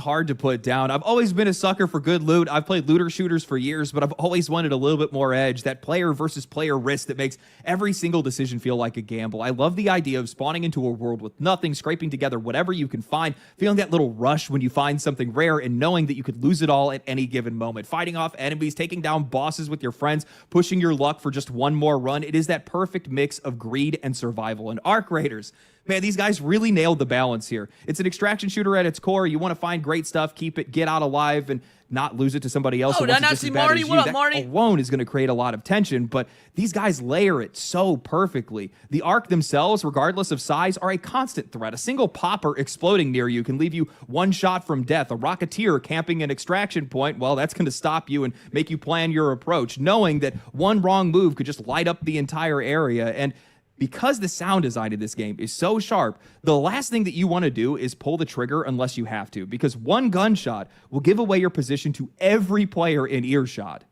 Now, what I find wild here is how that tension bleeds into how people are actually playing this game. The sound design is so sharp, the world feels so real. How are people playing this game? Well, going off how Hypno and Atreus are playing it, like dicks. To be fair, I've heard it's actually got a very nice, good, welcoming community and shit like that. Alright, fair enough, whatever. People be playing this game like dicks, and I'm here for it. I love when people are assholes in online games. Yeah, I've seen some assholes in World of Warcraft. I've seen some assholes in RuneScape back in the day. Assholes in Overwatch. Like, by all means, online games should have assholes. that you start reacting like you're actually there. You flinch, you freeze, you listen. You start to realize then that there's a lot of other people that are doing the exact same thing. And as crazy as this might sound, I think that sound design and that tension and that constant awareness is exactly what's given Arc Raiders its biggest strength and arguably what's been driving a lot of its virality. And that's this game's community and how social this game is. Most players wouldn't normally bother throwing out a headset when they go to play a game, but in this game, you kind of have to. Between the stakes of every single match and the way the sound design practically just demands your attention, there's no way that you're not tuned in to this world, to the people that are in it, and most importantly, into proximity chat. Even when you're playing solo, something happens, you start talking. You realize you're in a bad spot. Hopefully the other guy doesn't realize you're in a bad spot. You're going to try to talk your way out of it. You parlay for loot. You meet somebody who knows about a shortcut or a hidden stash. Maybe you guys are on the same quest, and suddenly two complete strangers are working together in a world that is trying to kill them both. The Ark are still out there. Other players are still out there waiting to ambush you, but for a few minutes, there's trust, a fragile, temporary kind of trust that's built on mutual survival, and I just find it so damn cool about this game. Something I discovered and I find so fascinating is the contrast between PvE and PvP and how it's actually driving cooperation, especially in solo play. The Ark are so dangerous, so overwhelming at times that they actually motivate solo players to just team up whenever they can, but there's always that lingering threat, that air of betrayal, the possibility that the guy next to you... And that's how the real world would be. Let's be real, dude. Let's talk about this from a single-player perspective, right? We've all played Fallout. We all love Fallout. How many NPCs you talk to in Fallout and you're like, yo, this motherfucker wants to hire me for a job, but after the job's done, are they going to kill me and take the caps back? Because that's the way the Wasteland works, right? It's every man for himself. To be able to make a game that so seamlessly weaves that level of Mad Max, the future is fucked, every man for himself, apocalyptic, mentality into its actual gameplay. Again, I cannot understate how impressive that is as an observer from the outside. You could just turn... I can give it all this praise and glaze and still say, this is not fucking Game of the Year. It's not fucking Game of the Year. On you at any given moment. It fits perfectly into this game's world. You're not some character just running around doing missions for loot. You're one of the last remnants of humanity, scraping by to survive, doing whatever it takes to stay alive. You can see every kind of player in this world, and that is just so cool to me. There's the PvP hunters, the clueless looters, the opportunists, the friendly scavengers, those that are trying to make friends, the ones that never will, and somehow it all just works. To the irony of that Eurogamer article, this game just feels so deeply human to me. There's been this... Yellow Bear, it's not, and I'll explain why it's not when we're done with the video. Disconnect in modern multiplayer. A lot of you guys have probably already noticed this, but a lot of these games have quietly trained us to play alone, even when we're surrounded by other people. Private voice chats, solo-friendly systems, all these different attempts to make games more accessible or inclusive, yet somehow making us more isolated. We don't talk to each other anymore. We queue, we mute, we play, we leave, but Arc Raiders, they flip that entirely. It gives you a reason to talk, to trust, to negotiate, to trick, to connive. It reminds you that games used to be so... It's like playing Magic the Gathering Commander. For those of you that know anything about Magic the Gathering, you're going to have to bear with me. This will be a super simple and quick explanation. For those of you that play Magic the Gathering, typically one-on-one game, right? It's you versus your opponent. You're playing your cards. Commander is a 4-player free-for-all of sorts, and it encourages politics amongst your table. Hey, yo, if you don't attack me, I won't attack you. Hey, why don't we team up together and take him out because he's got the biggest threat in his deck. It encourages, and then you can betray a motherfucker. Like, you can be like, all right, let's attack him. We'll work together, we'll attack him. Just so you know, we're both be swinging at you. Then it gets to your turn. Ha! Psych, bitch! And you attack the other dude because they expended all their resources thinking you were on a team. Like, this is literally, it's like Commander. The thing is, as great and as fun as Commander is, that is not real Magic. It is not the definitive way to play Magic the Gathering. It is it is an alternative. It is a very fun party-style alternative to traditional, direct, competitive 1v1 optimized Magic the Gathering. So that is why this game, to me, like, it is not Game of the Year. It shouldn't be Game of the Year because it can do a bunch of things right, but it's not actually the game that's great. It's the interactions you're having with the people that are making it great. It doesn't stand on its own. It doesn't work on its own. By nature. Here, every single match feels so unpredictable and personal. It's its own little adventure shaped by whoever you meet and whatever choices you're going to make along the way. And none of this stuff is scripted. And that is just so crazy to me. It's all just born out of the game's design, its atmosphere, and the way it traps you in its world long enough to think about the other players that you're sharing it with. I literally just explained it, Yokai. I apologize if you're not mentally capable of understanding such a highbrow explanation.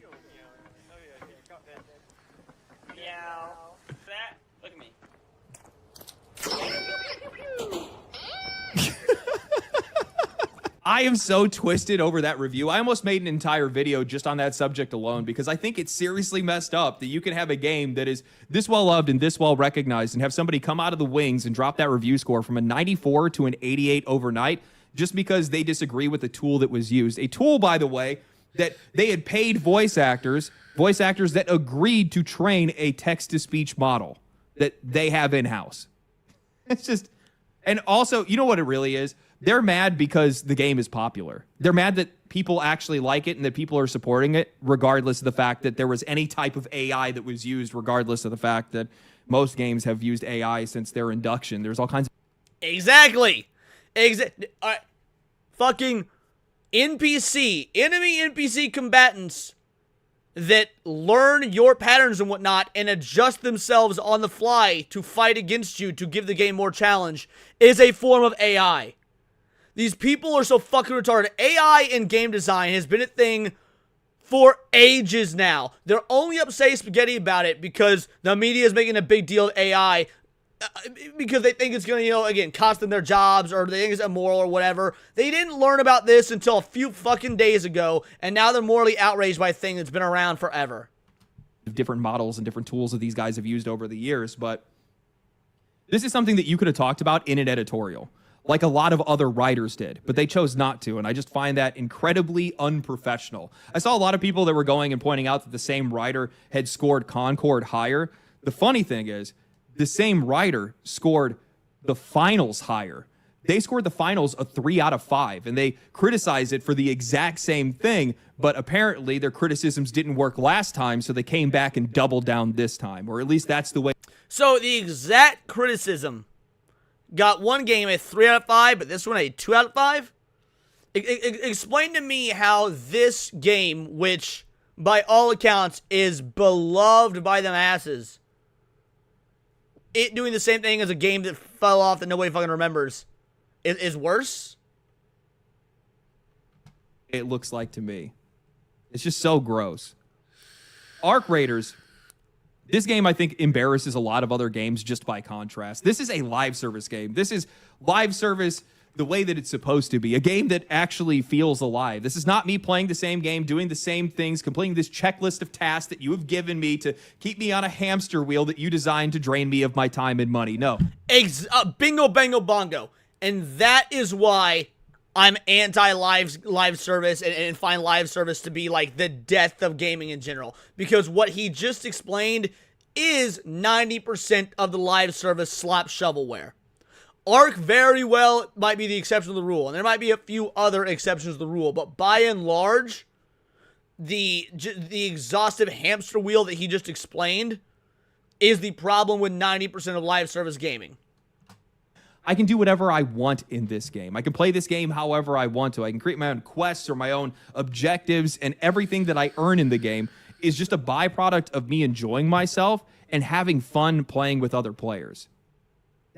I don't really think you find an experience like this anywhere else.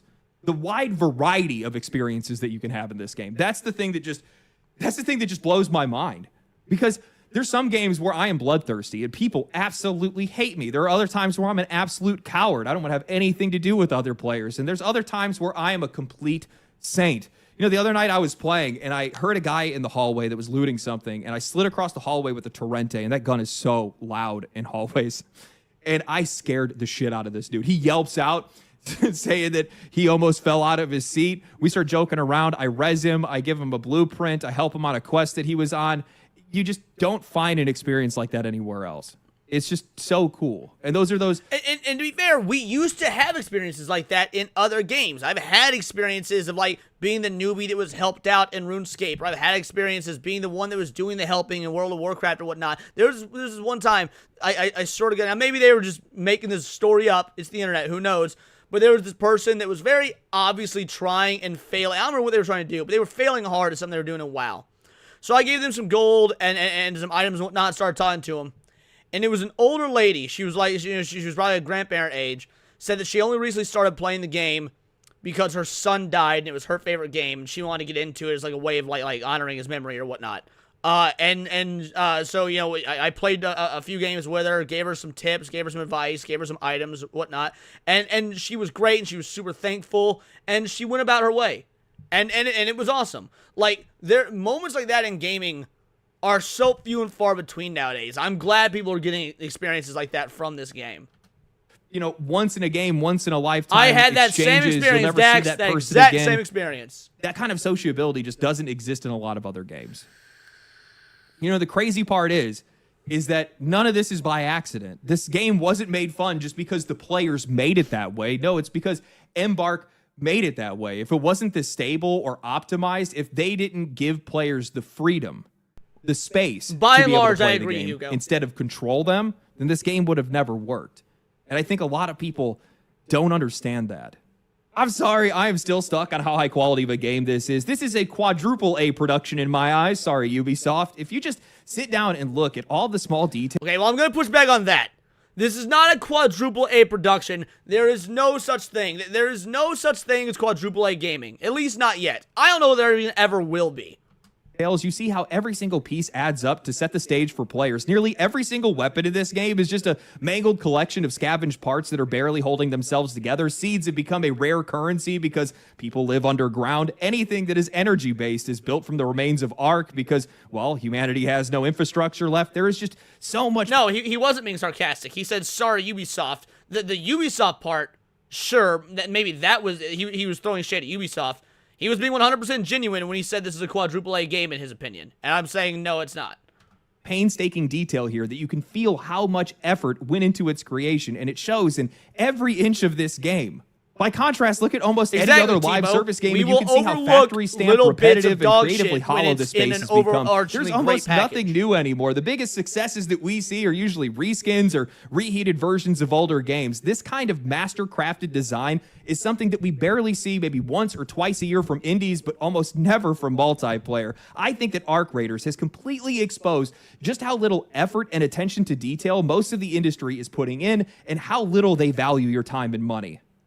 Something that I think proves this is Unreal Engine 5. This engine has been a curse for this industry. Sure, the script... Okay, good. He's getting into it. As I was saying earlier, Unreal Engine 5, 9 out of 10 fucking sucks. But put it in the hands of capable developers that aren't generic pieces of shit, lo and behold, maybe it ain't so bad. Screenshots look incredible, but man, in motion, it has been an absolute disaster. Artifacting, stuttering, broken performance, you name it. It's had just about every issue out there. I mean, Black Myth Wukong, as much as I love that game, it was a nightmare to run. It's literally become a benchmark game because of how insane the system requirements are. For years, we have been told that Unreal Engine 5 itself is the problem, that it's too demanding, too unstable, but then Arc Raiders comes along, built on the same foundation, and runs beautifully even on lower-end rigs. Now, not long ago, Tim Sweeney, CEO of Epic, said that Unreal Engine 5 isn't the issue. And a lot of people, I think, just kind of brushed him off because obviously it's his engine. He's not going to dog it or talk shit about it. But he had said that developers just aren't optimizing their games or doing proper QA before release. And here comes Embark. Honestly, he's probably right. I remember that we talked about that on SNH. I don't really remember what the concept, the whole conversation was around it because, you know, we talked about it so much. But yeah, I'm not defending Unreal Engine 5. I still have massive annoyances and issues with it because I think it breeds laziness in the industry. I want to see original from the ground up engines. Like, say what you will about the Resident Evil remakes. You know that I'm not a fan of them whatsoever. But their RE engine, the Reach for the Moon engine, is great. They use it for Devil May Cry 5. It's awesome. They use it for the Resident Evil games. The Resident Evil remakes may suck, but it's a great engine. It has some issues with open world, like with Monster Hunter, but whatever. Again, Sega. Sega has specifically built their own engine, the Hedgehog engine, for Sonic games. And you know what? It works brilliantly. It works beautifully. Quality of Sonic games themselves not aside, the engine is a good engine. I don't like that Unreal Engine 5 is cannibalizing the idea of homegrown original built engines. Proving him right. Sure, they're using their own custom branch without Lumen or Nanite, but guys, that's called optimization. That's picking the right tools for your audience. Running Unreal Engine 5 with every single switch flipped on is not innovation. That's laziness in my eyes. You could handcraft your lighting, or you could just get Lumen to do it for you. You could manage your own textures, or you could just dump everything into Nanite and hope for the best. This is what it looks like when you put real effort in. This is what you do when you're actually thinking about your players. This is what it means to meet your players where they are. When you actually care about your audience, you're going to torture yourself over the details. You're going to obsess over performance, over accessibility, how it feels on every single piece of hardware that somebody might play it on. And that obsession has bled through every inch of Arc Raiders, and it even fixed all of the issues that we've had with Unreal Engine 5. You can feel it in the design of this game. You can feel it in the way that it performs. And I think that you can feel it in how it captures the widest audience possible without sacrificing any of its depth. Now, I've always held the stance that extraction shooters are not the future of live service. They're not the next big thing after Battle Royale. It's just not going to happen, okay? There's just way too much built-in resistance for casual players, and you need casual players if you want your game to be anything more than niche. In these games, you can lose everything. A bad night, a few bad runs, you could erase hours or even weeks of progress. For anybody that can only play 1 or 2 nights a week, that's done. It's brutal. You're not going to be able to come back from it. Ultimately, it's going to stop a lot of people from even playing a lot of these games. Look at Escape from Tarkov. It has been successful, sure, but its player base is tiny in comparison to a lot of these other live service games. The only way that you're going to be able to close that gap is by removing resistance and making it easier, safer, and more accessible. And I think that completely undermines what makes a lot of these games work. You need that risk. You need to be able to lose everything I've heard sometimes. They're great, but the rarity, the tension, the possibility of being ambushed. All these things are ingredients that make extraction shooters so rewarding. Remove any of that, and you're just going to remove the soul of the genre. Now, I've said that publicly for the last 2 years, but I also said that if any game could bridge that gap, it would be Arc Raiders, because I'd actually played the game in a couple of play tests, and turns out I was right. They have made so many smart quality of life changes that respect players' time without compromising the experience, and they did it all by just giving players more agency. This game is just so well designed. Just as an example, having an in-game map as detailed as it is in Arc Raiders means that players can instantly orient themselves. They can see where the loot tiers are. They can know exactly where they need to go to get things that they're looking for. They can find safer paths, or they can avoid hotspots if they're just trying to complete quests. And those quests that they're on aren't filler. They're actually a subtle tutorial. Every single NPC is sending you into a different zone, pushing you across that map until you start recognizing landmarks and routes of your own. By the time that you're done with all these quests, you don't even need the map anymore. You just know where you are and know where everything is. Then they took it all further with how they did matchmaking and map events and how all of that is structured. Day raids, night raids, solos, squad queues, all of these things feel so distinct. Solo runs are just perfect for gearing up. Night raids are absolute chaos. The boss encounters, these things are wild. Sometimes it's groups of people that are working together to try to take one down. Other times it's betrayal the second that boss drops. It's so crazy to me how these guys pulled it off. But even the loot in Arc Raiders somehow strikes the perfect balance. It's both inconsequential, yet incredibly valuable at the same time. Rare weapons, blueprints, and parts are hard to find. You definitely want them, but I've never really felt outmatched if I didn't have access to them. The balance here is damn near perfect. Yeah, the Anvil and the Venator are absolutely busted, but I've won and lost plenty of fights with completely different loadouts, no matter... That's a very good... Like, so many games. This is a single-player issue. This is a live service issue. This is a multiplayer issue. Once you get to such high a level or high a tier, loot drops and everything is so inconsequential.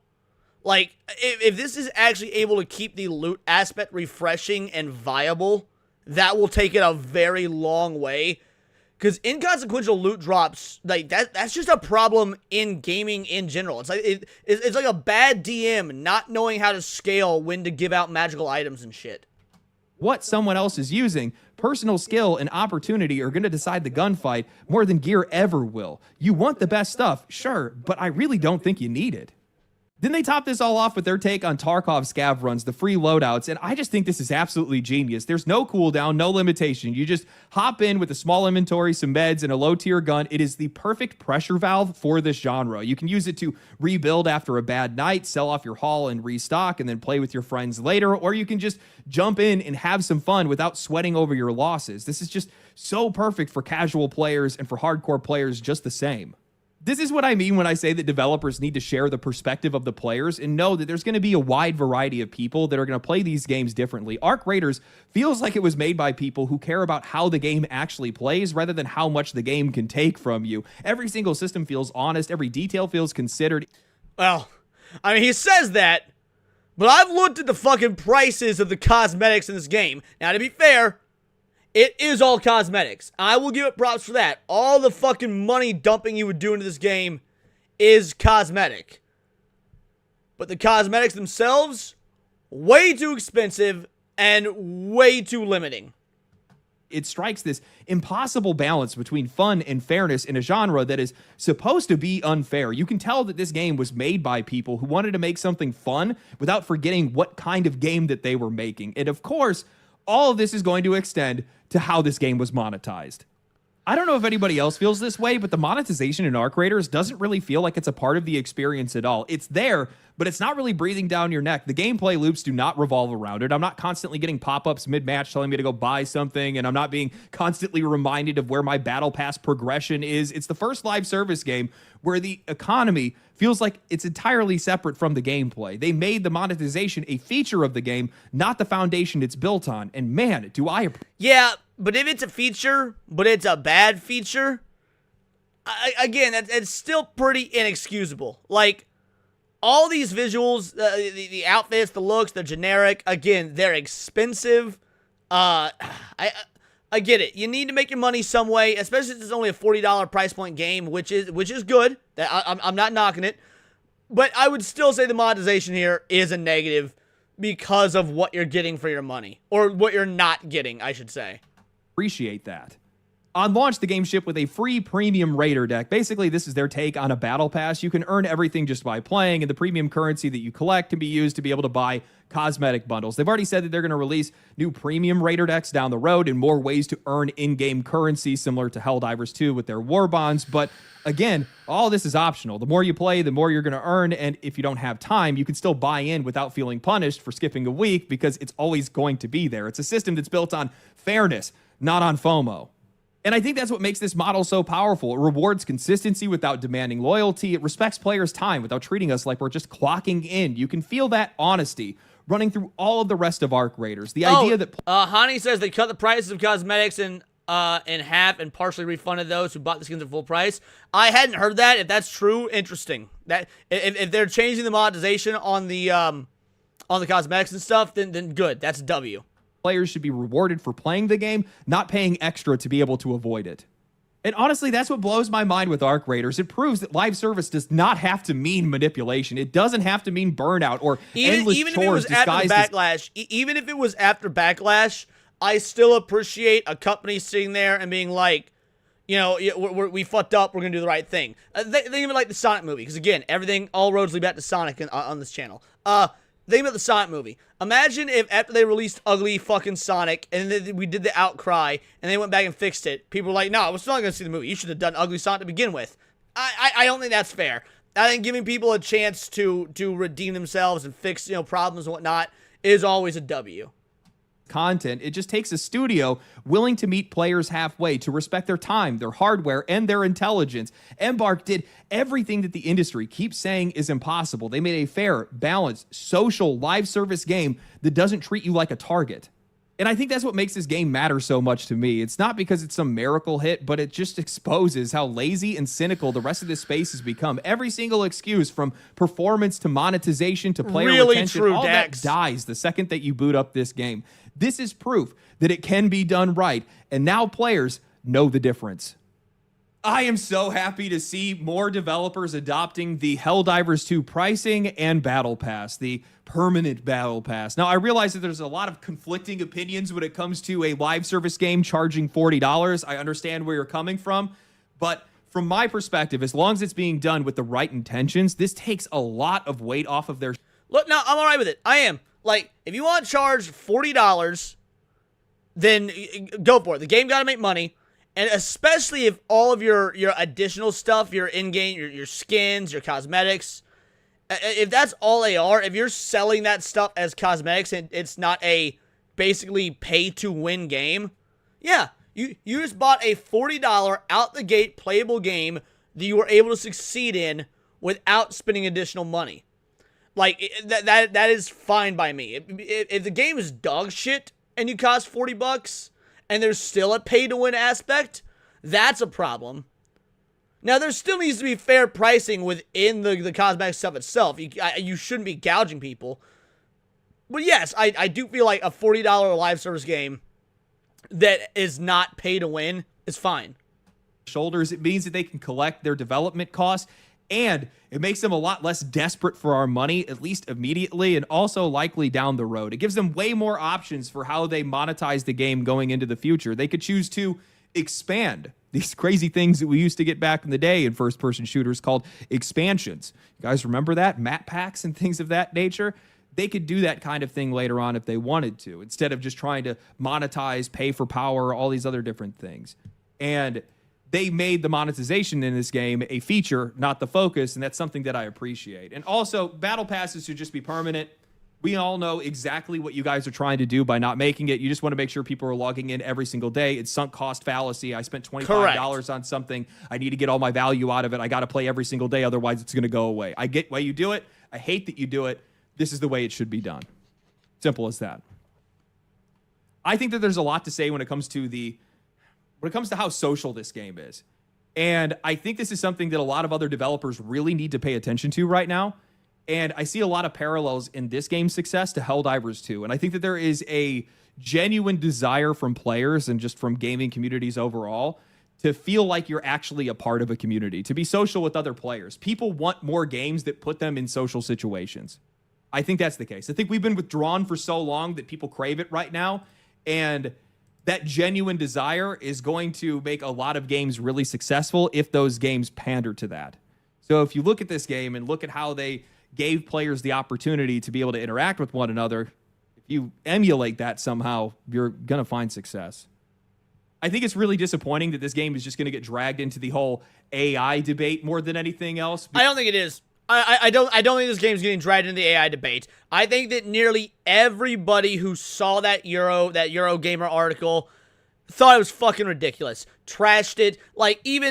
I've not seen a single person take a look at that article and treat it with any grain of salt, or, oh, they have a point, or take it seriously, or anything like that. So no, I think this game stands on its own. Again, even for somebody like me who doesn't like these sorts of games, who won't be playing this game, who can appreciate it from a distance while my friends play it, like, that speaks volumes. That says a lot. The AI controversy will be a blip on the radar. In fact, might even be a benefit to this game, because people will want to rebel so much against these mainstream gaming journalists and be like, you know what? Just because you didn't like it, I'm going to like it even more now. And I think that's good enough. Because there's so many social benefits for a game like this. This game is just so fair and freeing for anybody of literally any skill level or how much time they actually have to be able to commit to something like this. I think this is the blueprint for live service games going forward. Not only just with its quality, but just every aspect of the game. The attention to detail, everything. Yes, I do, Tebow. It's crazy to see a game that's actually made in the live service space, in the multiplayer space, by people that genuinely give a shit. I think this one is going to be a wake-up call for players more than the industry. I think a lot of these multiplayer gamers are going to be like, man, dude, how are you going to go and play Call of Duty after playing this game and not... To be fair, I wouldn't have played Call of Duty with or without this game. I feel like you're being ripped off. That's my question for a lot of people, because I wouldn't be able to. I'd be like, man, this is what you're selling me? And you're also charging me $70 for this game? Man, there's something wrong with this situation.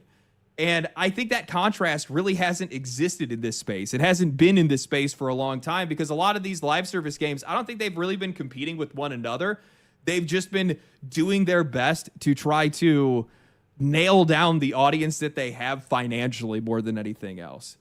And a game like this can really disrupt that. A game like this can make the casual people, the silent audience that's out there, not so silent anymore. At least that's what I hope happens. Anyway, hope you guys enjoyed the video. If you guys did enjoy the video, like the video, subscribe to... Yeah, this is a great video. I'll link it in the chat, and then I'm going to explain why I do not think this game deserves Game of the Year. But yeah, there's the video. So real quick, we're going to hop on over to X, and I'm going to explain why this game should not be Game of the Year. I made it very clear and apparent. Man, what are you doing? Why my color's blue? My color's supposed to be green. Hold on a second. This gotta be bring up. Where is it? There we go. There we go. Okay. Now, back to what I was saying. Bitch.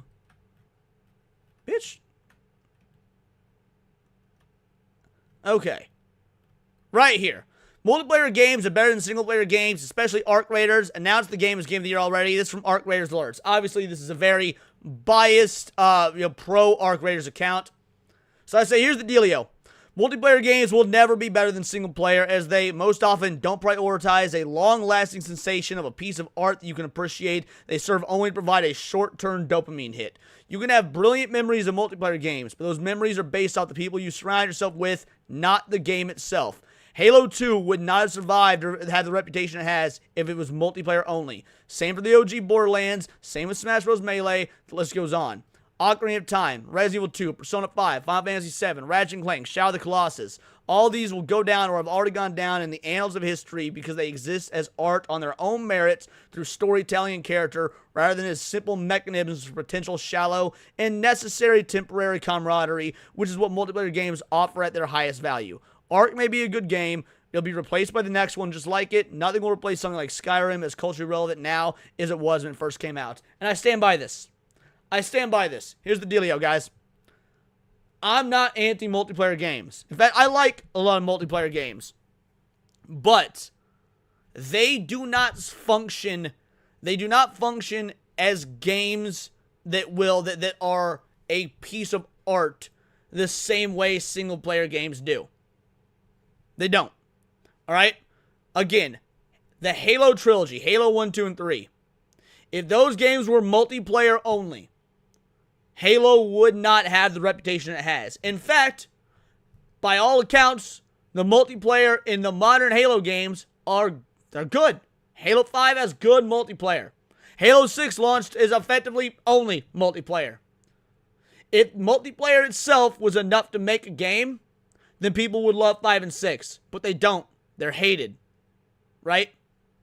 Multiplayer is fun and fine, and you got games that are co-ops.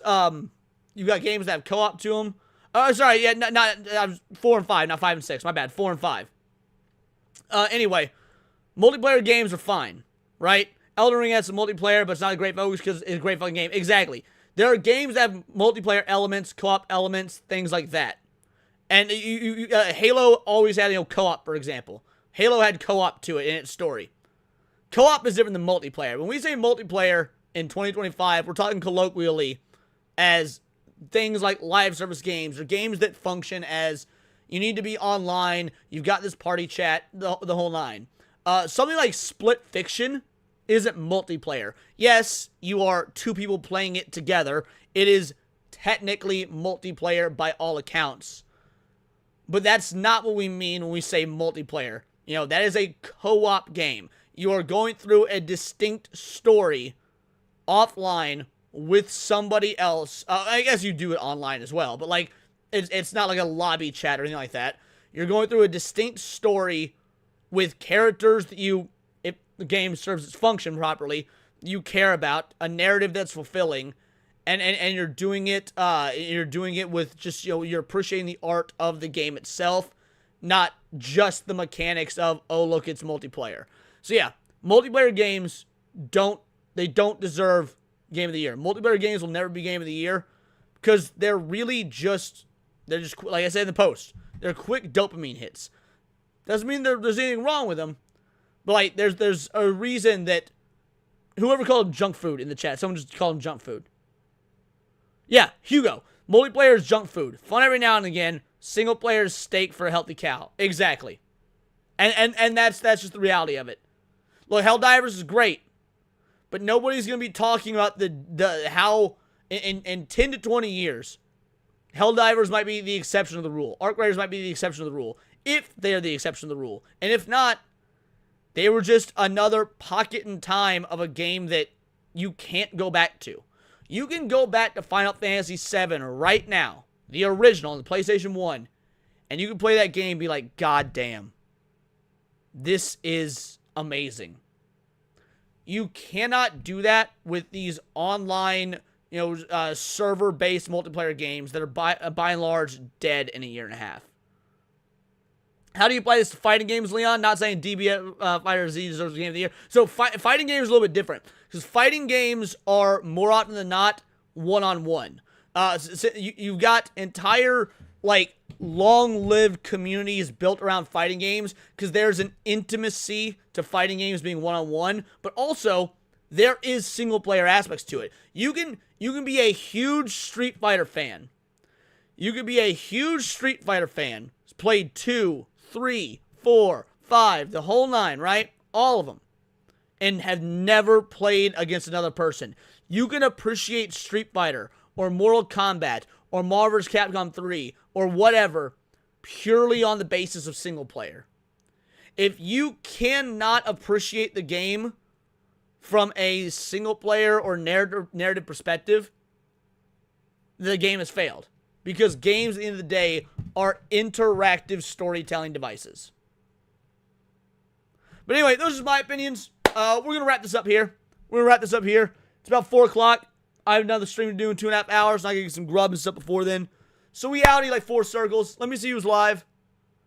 And we'll go ahead and we'll do a raid. Let's see. 45 of you watching right now. Let's see who's live.